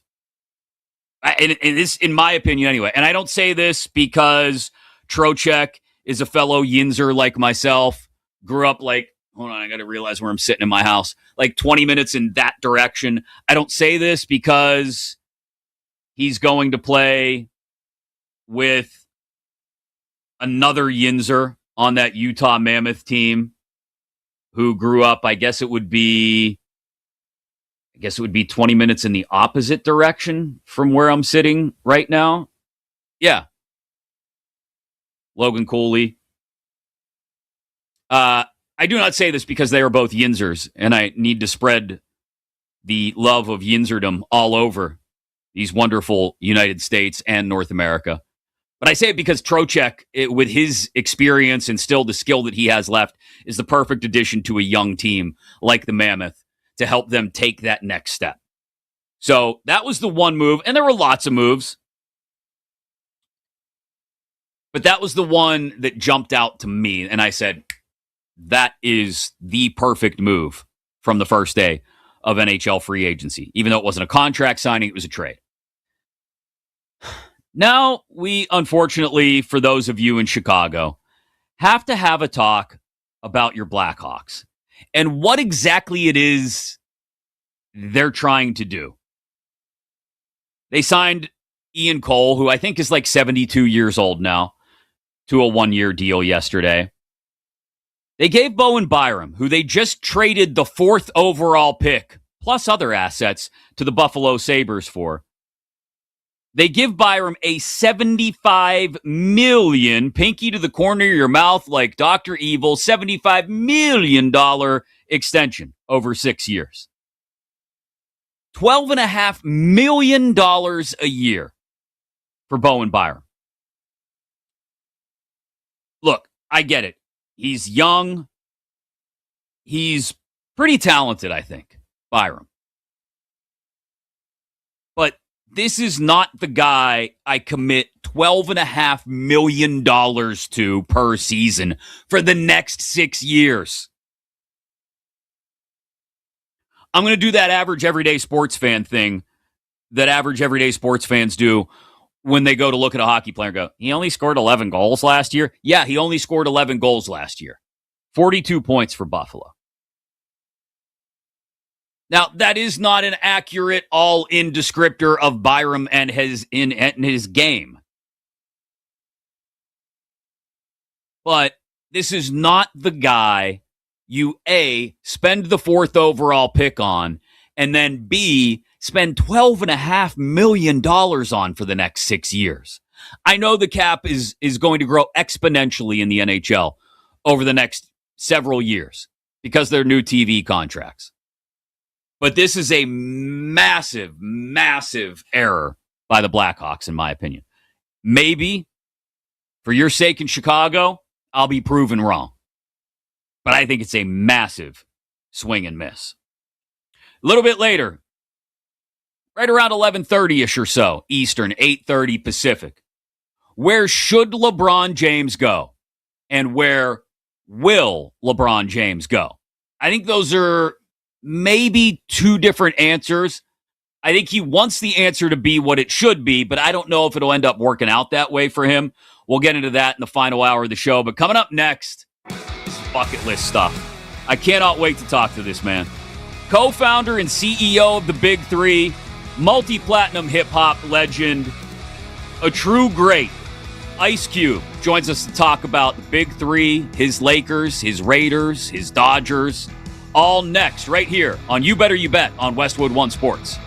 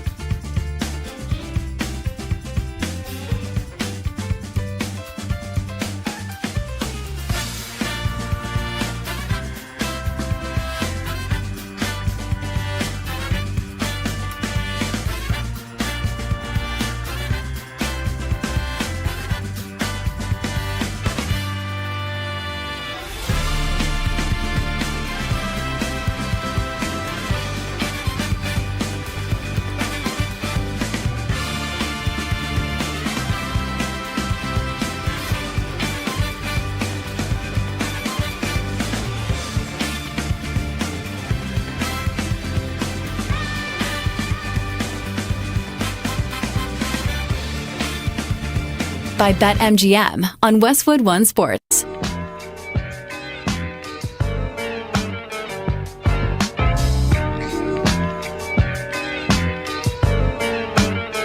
It is a good day.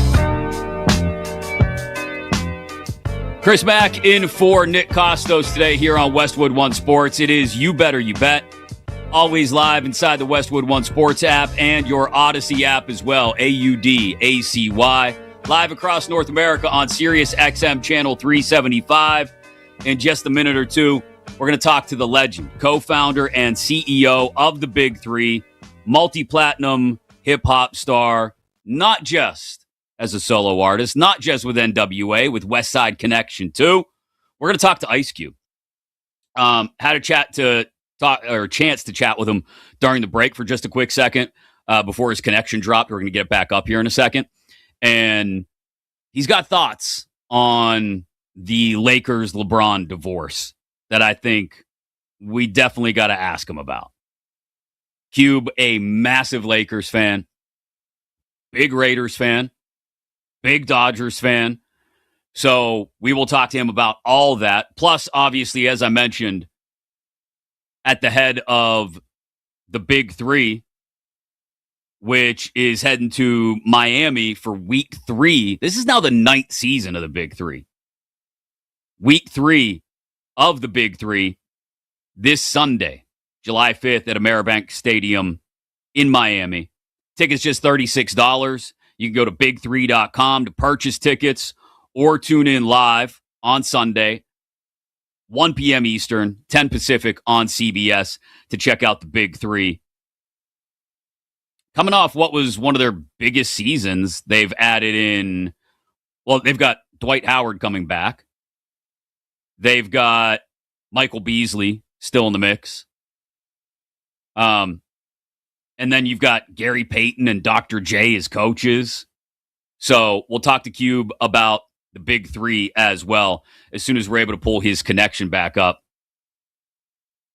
But if you grew up around the same time I did, in the 90s in particular, then there's, at least half a dozen songs from Ice Cube that the second you hear them, like seriously, the first note of the song hits and you go, and your head starts to bob and you know every single lyric. So we're not going to just talk to Cube about sports, obviously. We're going to talk to him just a little bit about his music career. And don't forget, dude's still doing movies, too. There's the sequel to Are We There Yet?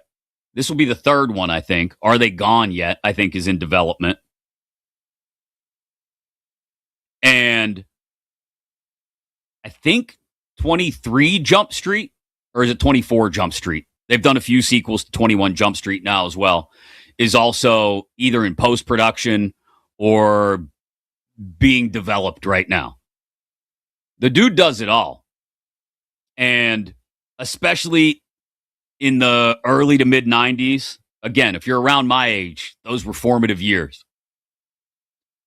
Right about the time he broke away from NWA, started his solo career. It absolutely took off, and then pivoted into movies doing Friday. How many quotes from Friday can you rattle off just like that?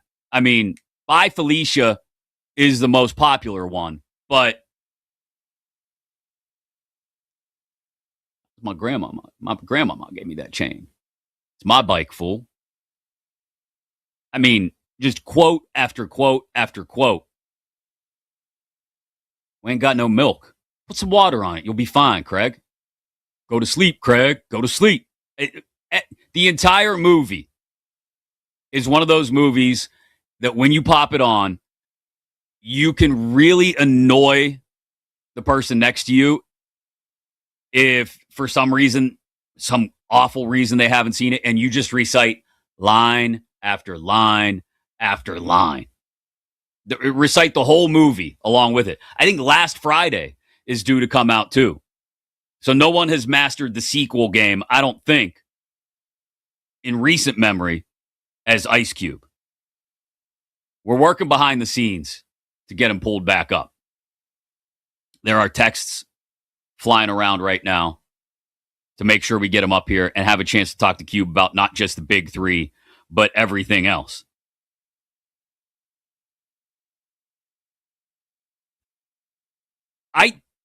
I am interested to let him tell you what he thinks of the LeBron-Lakers divorce. Because a lot of us, and I don't consider myself a Lakers first fan,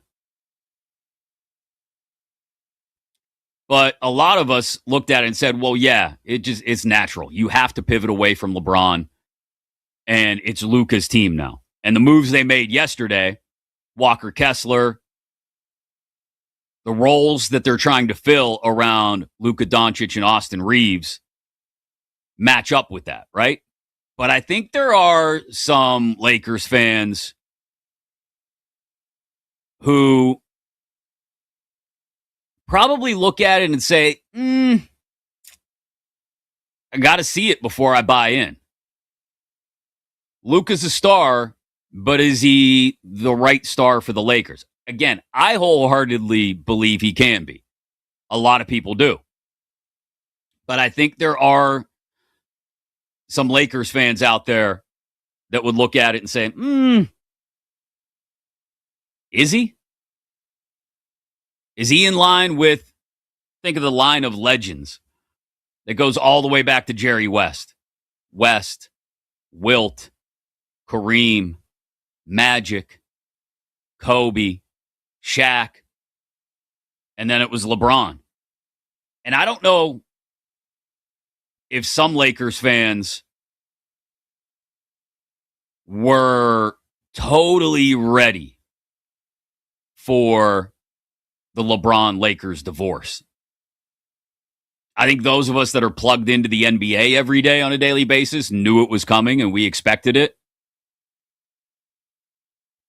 But I want to let him tell you exactly how he feels about that. And I definitely want to ask him about his Raiders, too, as soon as we get Ice Cube pulled up here. Technical difficulties being what they are, we had him. Actually had a good little chat for a couple minutes during the break. And then gremlins in the system jumped in and kicked him out. We're going to get him back up here in just a second. Where should LeBron go? And where will he go? I want to dive into that in a little more detail a little bit later in the show before we wrap up. With you till noon Eastern, Chris Mack in for Nick Kostos here on Westwood One Sports. It is You Better You Bet. Because I have one place that I know makes a ton of sense, but I still can't fully wrap my brain around it. And I think it would make sense for LeBron, too, especially in light of the way things have played out over the last couple of days. And maybe he's actually trying to angle that way with all the rumors coming out about different teams jumping into the LeBron market. But I don't get the sense from the way LeBron has acted over the last couple of days that he's necessarily sold on making one last chase at the ring with Golden State or Miami or Cleveland, the teams that everybody considers the favorites right from the jump to land LeBron. There's one spot that makes altogether too much sense right now. And if you would have told me 24 hours ago, I'd have called you crazy, but we'll get into that in a couple of minutes. We got him back up. We got the gremlins out of the system. The technology has worked itself out. It's all ironed out. The legend, co-founder and CEO of the Big Three, multi-platinum hip-hop artist Ice Cube, was just pulled up on the screen and we lost him again. Damn, Cube. I don't know if you can hear me, but we're going to have to log him back in again. So here's what we're going to do. I'm going to call this audible right now on the fly. This is Aaron Rodgers yelling at Jonnu Smith that he's on the wrong side of the formation and shouldn't be going in motion. I'm going to call the audible. We're going to take a quick break. When we come back, we're going to get him pulled back up, and we're going to talk to him about the big three, the Lakers, his Dodgers, his Raiders, and all of it. Multi-platinum hip-hop legend Ice Cube joins us next right here on Westwood One Sport.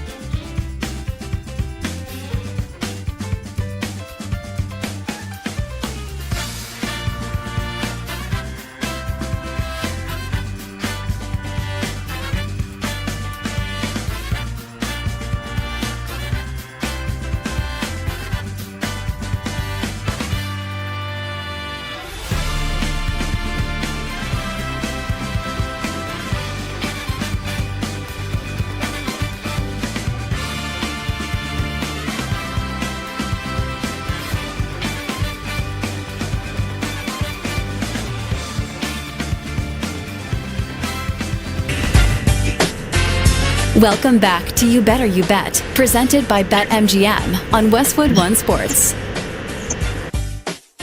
You hear the sound of that beat? That's from the great Dr. Dre, the man who wrote a lot of the lyrics for NWA back in the day. Multi-platinum hip-hop legend. He is the co-founder and CEO of the Big Three, and we got him here on Westwood One Sports today. Ice Cube joins us. Good morning, Cube. How are you? What up, Chris? How you doing?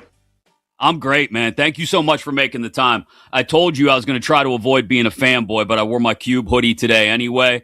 Just really excited to have a chance to talk to you about a lot of different things. I know you're a massive LA sports fan, so that's definitely something I want to dig into with you as well, with the Lakers making some moves, the LeBron breakup between those two sides.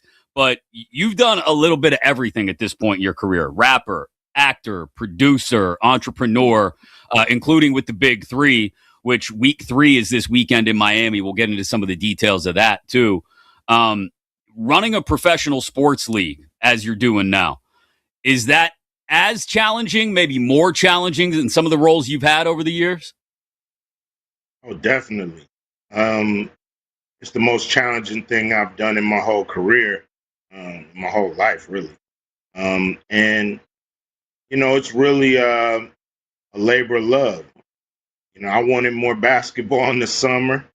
I felt like, you know, it's a lot of people out there just like me. And, you know, I'll lead them to the promised land with the Big Three. So it's a labor of love.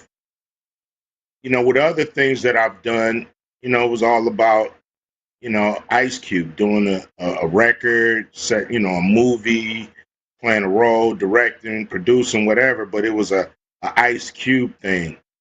Now I'm setting the table for some of the best athletes in the world to, you know, showcase their talents. So, you know, I'm like, you know, setting the table for these guys to do their thing. So I take more pride and responsibility in that. Yeah, I mean, you got Dwight Howard back for another season of the Big Three, Michael Beasley, who's won the MVP a couple of times the last 2 years. You got Gary Payton and Dr. J, like legit legends involved in this. So people that are thirsty for basketball during the summer, week 3 of the Big Three is in Miami this weekend, Ameribank Stadium. It's Sunday, 1 p.m. Eastern this weekend in Miami. Tickets are only $36. You can go to big3.com to buy them. And if you can't get there, obviously, you can watch Sunday afternoon at 1:10 Pacific on CBS. Where do you guys continue to look to innovate and change? I mean, you've brought in things like the 4-point shot. Obviously, the trash talk is encouraged. We saw things get a little spicy the first week between some guys. Where else do you guys look to maybe show, like the UFL has showed the NFL some changes that they could make? Where do you guys go to maybe show the NBA the changes that they could make? Well, you know, they've taken enough things from us, just like we've taken enough things from them. I don't think we have to show them anything. We don't want to, you know, if it ain't broke, don't break it. Like, it's the game is calibrated great. You know, we have a great rule called bring the fire. You know, a coach, you know, once a half, a coach can challenge a foul call by having the guys go one-on-one. Was it really a foul or not? You know, and these little wrinkles, you know, like you said, the 4-point circles, first to 50, you know, one-shot free throws for the points. You know, these things are, you know, innovative and unique to the Big Three game. And, you know, we don't want to do too many things where you don't recognize it as, you know, real basketball. You know, we don't want to, you know, turn it to a carnival act. You know, we want to do things that can help a team win the game. Rules that help a team come back from a large deficit. Those kind of rules that just, you know, help a team or a coach, if they know how to use the rules, could actually win the game that way. So we don't want to do too much. It's working. The legend Ice Cube with us, co-founder and CEO of the Big Three. You're also one of the most recognizable Laker fans on the planet. what made you fall in love with the Lakers as a kid? At what point do you go, you know what? It was a good day. I'm sitting down writing the lyrics, and the Lakers beat the Supersonics pops into my head. Well, it didn't hurt that I grew up and I could throw a rock and almost hit the Forum. So I grew up real close to the Forum. I'm from LA. The Forum is in Inglewood, but we was right there on the border. So I saw the Forum growing up, driving by it on the way to basketball practice myself. And so, of course, that'll make you a fan. But, me getting into basketball around 1979 at 10 years old, and we just happened to get Magic Johnson that year. So, yeah, it's not hard to become a fan after you get Magic Johnson and he wins the championship your first year of really paying attention to basketball like that. And, I've been a fan ever since. But it wasn't hard. It was easy, proximity and, being a fan of Magic Johnson. So you grow up watching the Showtime Lakers. It pivots to the Kobe, Shaq, Phil Jackson era, and then sort of the Kobe solo era. And then along comes LeBron, and now that era has ended, and it looks like it's Luka's Lakers. As a Lakers fan, does Luka, to this point, can you see him living up to the standard of those superstars who have carried the Lakers for the last 40, 45 years? Yeah, he has potential to do it. He's a top scorer. He's led a team to a finals. So let's see how he do with his own cast of players. And, I can hope it and wish it all day, but it's up to him to do it on the court and prove himself, to be a champion in a Laker uniform. As someone who's involved at such a high level with the Big Three now, I imagine it changes maybe just a little bit the way you watch the game of basketball. Maybe it doesn't at all. Do you watch games differently than you did growing up? Slightly. Being, kind of on the inside and knowing, what it takes to run a league like that. In a sample size that I have. But, at the end of the day, I still enjoy the game. I still enjoy great athletes making great plays. I still enjoy the competition. But, it's the same when I start doing movies. You just, once you see behind, the covers, so to speak, or, behind the curtain, you get a different perspective on something that you may have just taken for granted, things that you've taken for granted. Now you don't. At least I don't when it comes to sports. Let me pivot in that direction because, you had the unique opportunity to get into movies really right around the same time or shortly after your solo career took off. And you talk about seeing behind the curtain, that first day you step on the set on Boys in the Hood, you're not working with lightweights. It's Lawrence Fishburne. It's, Cuba Gooding Jr. his career hadn't taken off yet. That was the role that really catapulted him. But what was the most eye-opening thing of stepping on a Hollywood set for the first time?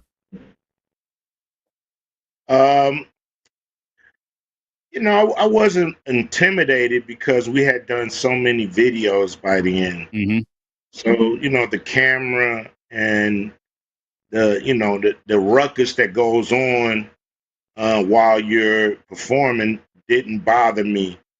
I just wanted to learn the techniques, hitting marks, being in the right spot for the camera. Trying to be natural, leaning on John Singleton to let me know if I was doing a good performance or not.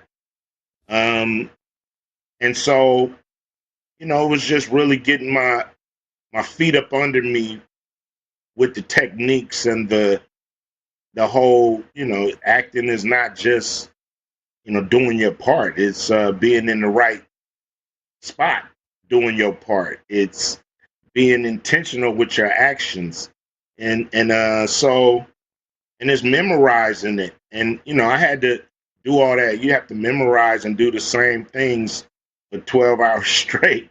Right. So it just was eye opening for sure. Well, one of the things that I think brought people or attracted people to you on the screen was that you still had that same level of authenticity in the roles that you played as you did in your music. So, like when you look back at the music in particular, whether it's the NWA days or the early Ice Cube solo stuff, when you listen back to it, what maybe surprises you when you look back on it about that younger version of Ice Cube? Just being fearless on the mic. That was something that I appreciated from other MCs like KRS-One and Chuck D. And so to take that on in my own way, but with a harder version of the music that they produce, it was kind of like, stepping out there, sticking your neck out, as they say, to say what needs to be said on the mic.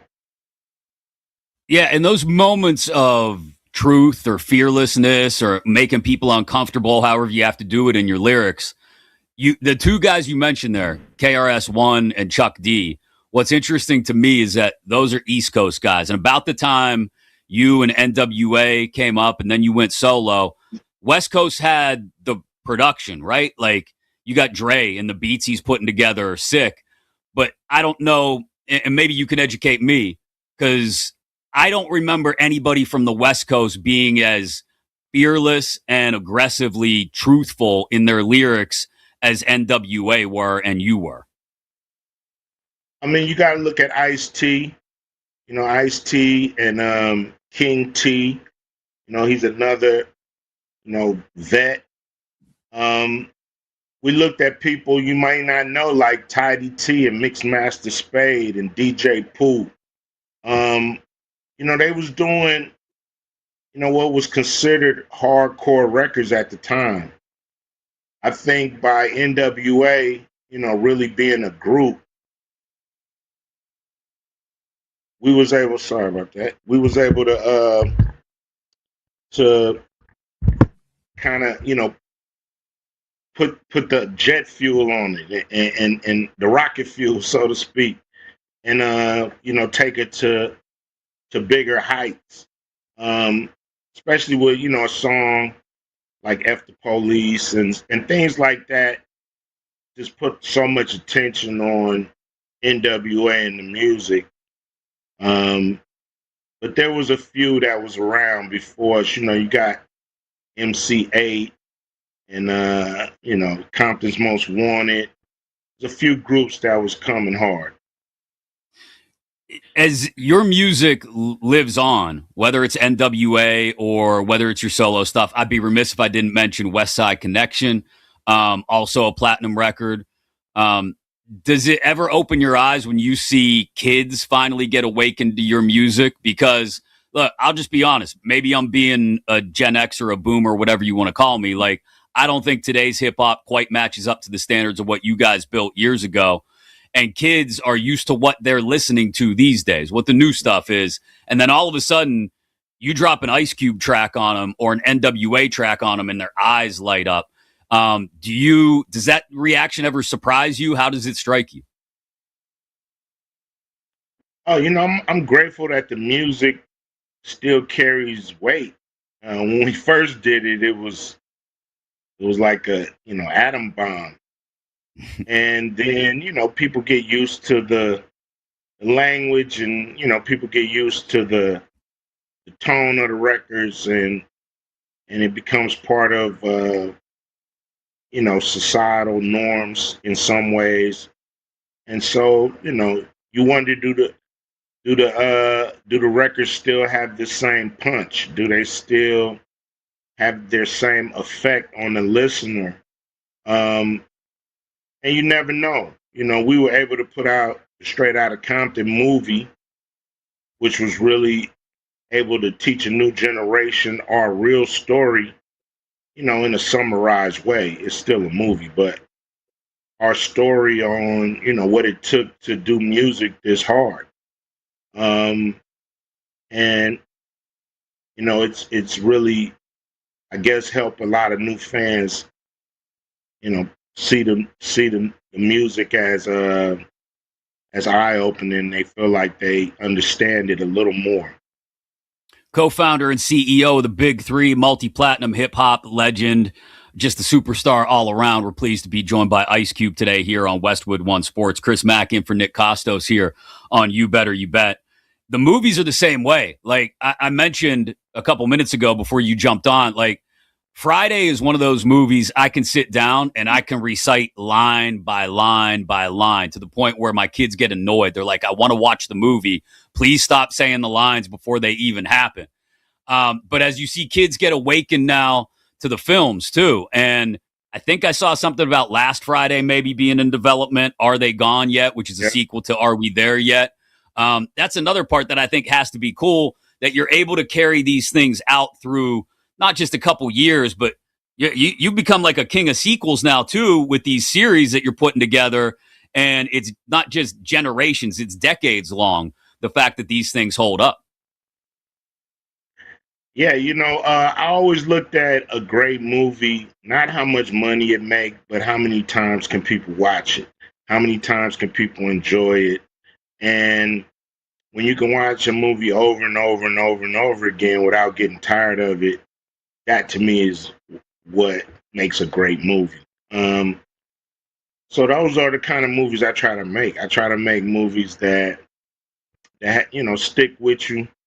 Movies that have iconic characters or lines, and movies that you can watch over and over again.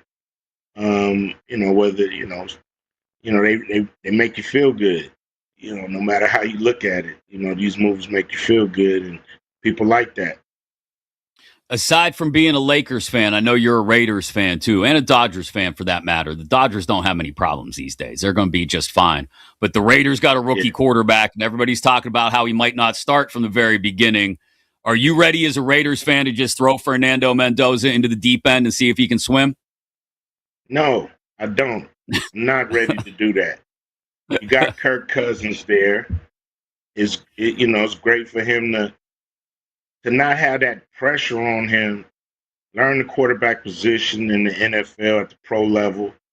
And then, when he's ready, throw him in there. Or if something happens with Kirk, now he's coming in under different circumstances.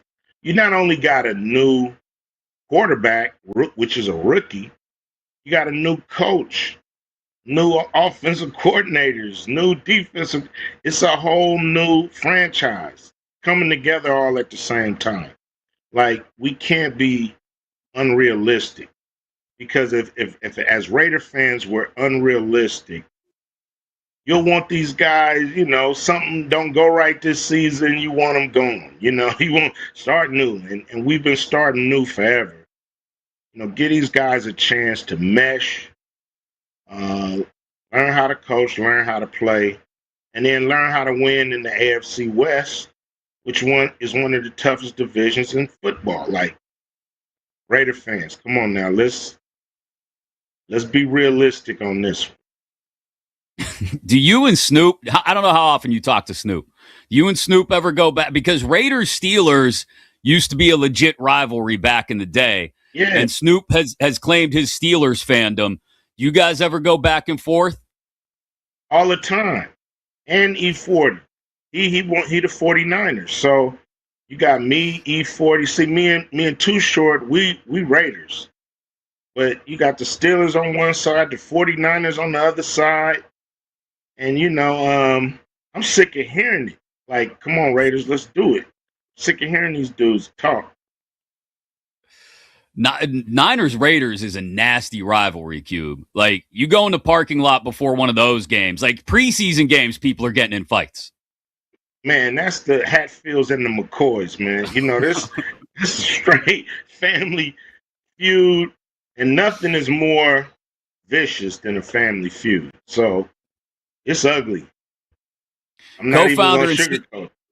No, I know it's bad at times. Co-founder and CEO of the Big Three, multi-platinum hip-hop legend Ice Cube, with us here on Westwood One Sports. The Big Three heads back to Miami for week 3 of their season this weekend. It's their 9th season, which is unbelievable. You guys have had the staying power you've had to this point. July 5th, this Sunday, Ameribank Stadium, 1 Eastern, 10 Pacific. Tickets are $36 if you're in the South Florida area. Go to big3.com to buy your tickets, or you can just tune in Sunday, 1 Eastern, 10 Pacific on CBS to watch it.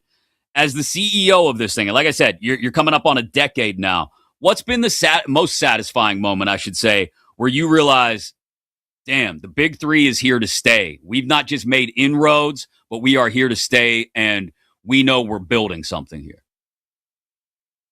It's been a few. But, one that sticks out is watching Nancy Lieberman win the championship and Coach of the Year, coaching me into a title. And it wasn't a fluke. She won Coach of the Year last year, I believe, as well. So she's a 2-time Coach of the Year. And she made it to the championship a few times. And so, it's breaking the barriers, proving a point. It's, we've been, they've been debating this forever. Can a woman coach men to a title? And the Big Three says yes. Cube, can't thank you enough for the time this morning, man. Very appreciative of it. Can't wait to check out the rest of this Big Three season. Good luck to your Lakers, now LeBron-less. Good luck to your Raiders and that rebuild. And can't wait to see the new films when they come out. And anytime you want to drop new music, we're going to be listening to it. Yeah, man. Appreciate it, Chris. Anytime, every time. Absolutely. Ice Cube, co-founder and CEO of the Big Three, with us here on Westwood One Sports. It is Chris Mack in for Nick Kostos on You Better You Bet. Just absolute. I'll be honest. I managed to avoid fanboying a good bit, but that is a bucket list moment, a chance to talk to an absolute legend in Ice Cube. So we're super appreciative of him taking the time. Coming back, I'll get you a few bets that I like for tonight, and we'll wrap up the show with our 3 favorite moments of the day, our 3 stars, next here on Westwood One Sports.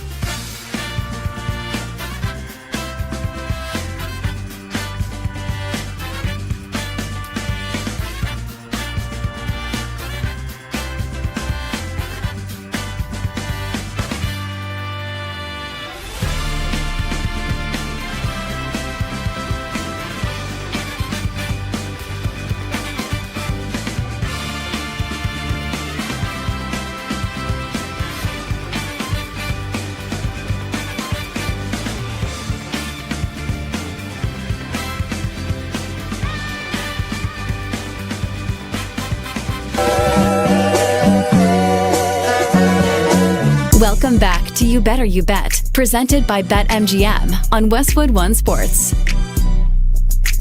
Ain't no Kendrick without Cube. Sorry. Chris Mack in for Nick Kostos on Westwood One Sports. Always inside your Westwood One Sports app. Live across North America on Sirius XM Channel 375. And if you're in that free Odyssey app, AUDACY, you can rewind to the 20-minute conversation we just had with Ice Cube. Yes, that Ice Cube, co-founder and CEO of the Big Three. Incredibly thankful that he was able to take the time to come on today. And also to everyone behind the scenes, a big thanks to making the technology work, because it threw us a curveball literally as we were about to come back from break and get Cube on the show.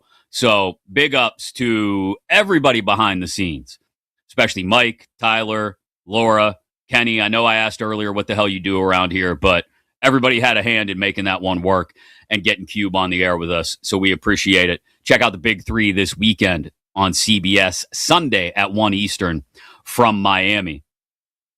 I'm just going to take a moment and try to regather myself that if you would have told 1994 Chris Mack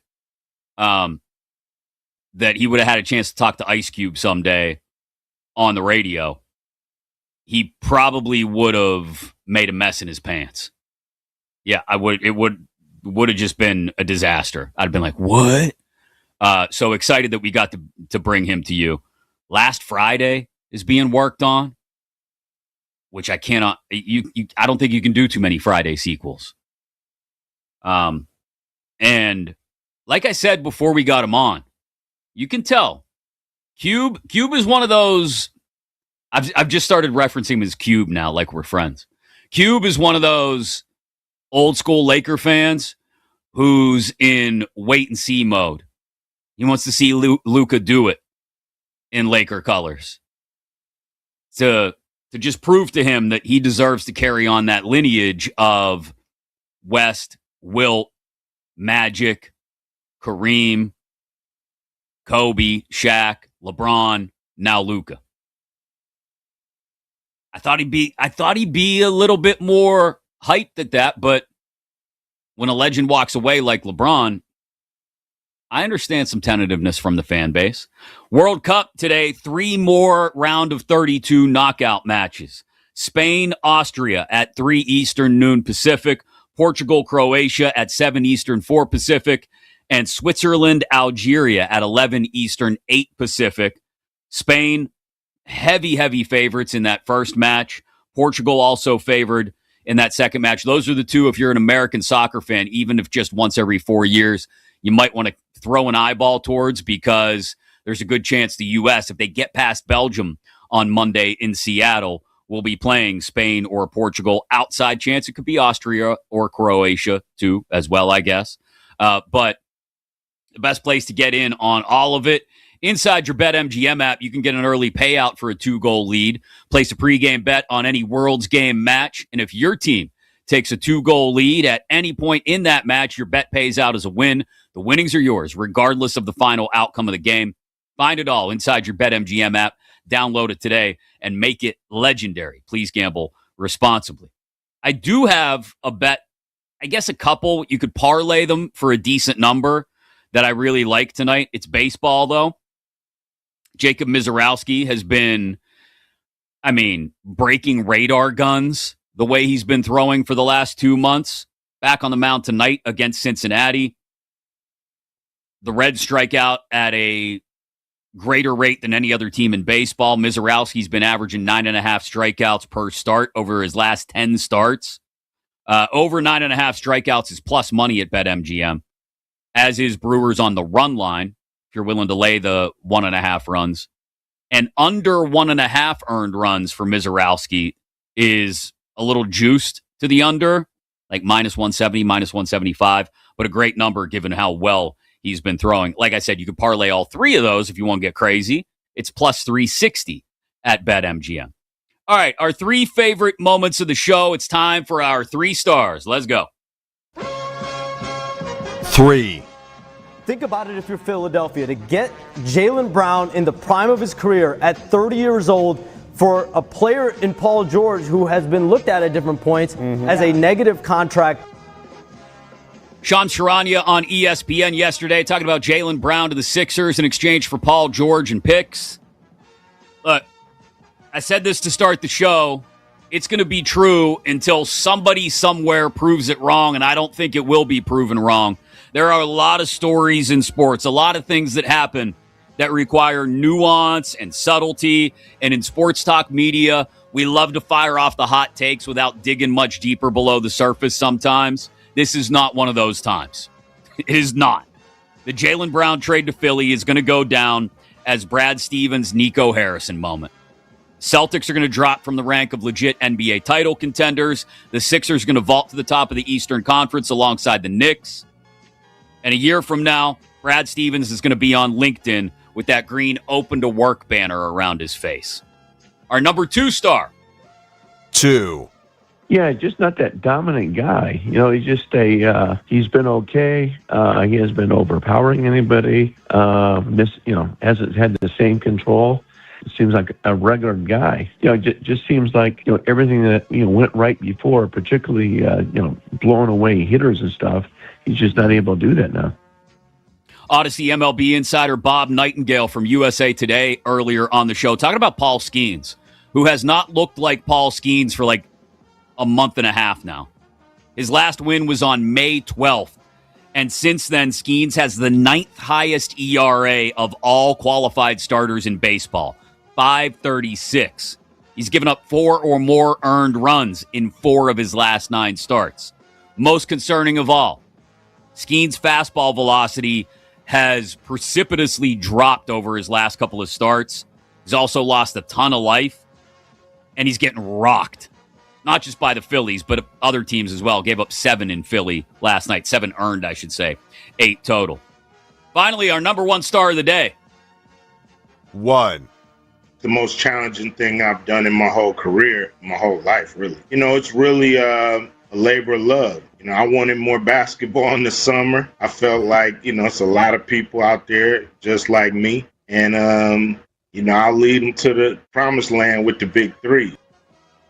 Ice Cube earlier talking about his role as the co-founder and CEO of the Big 3, now entering its 9th season.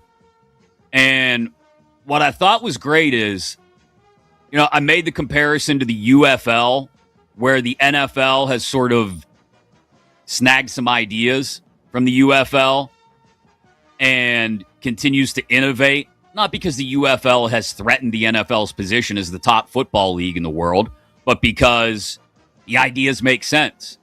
And I asked Cube, again, we're on a basis like that where I can just call him Cube. I asked Ice Cube, where else do you look to innovate? You've got the 4-point shots. You've got, the trash talk is encouraged. You've got all these different little aspects. And he mentioned, the challenge that a coach can institute to challenge a foul, where it creates that one-on-one situation between the player and the player the foul was called on. And look, you never get that in the NBA, but those little things are what make these, if you want to call it developmental leagues, like the UFL in football or the Big 3 in basketball, is what makes them so important. They get back, I guess, sort of to the essence of joy that exists in playing some of these games. So thanks again to Ice Cube for joining us today. Thanks to, like I said, I'll say it again, everybody behind the scenes for making it work, getting Ice Cube on today, despite the technical difficulties we had for a couple of minutes. We made it happen and had a great conversation. So thanks to Laura, thanks to Kenny, thanks to Tyler, thanks to Mike, who I think was right on the edge of losing his grip there for a second, but we made it work. Another fantastic edition of You Better, You Bet. Chris Mack in for Nick Kostos here on Westwood One Sports. I'll be back again tomorrow. Black and Abdallah up next. Keep it right here for everything going on in the NBA offseason. It is Westwood One Sports.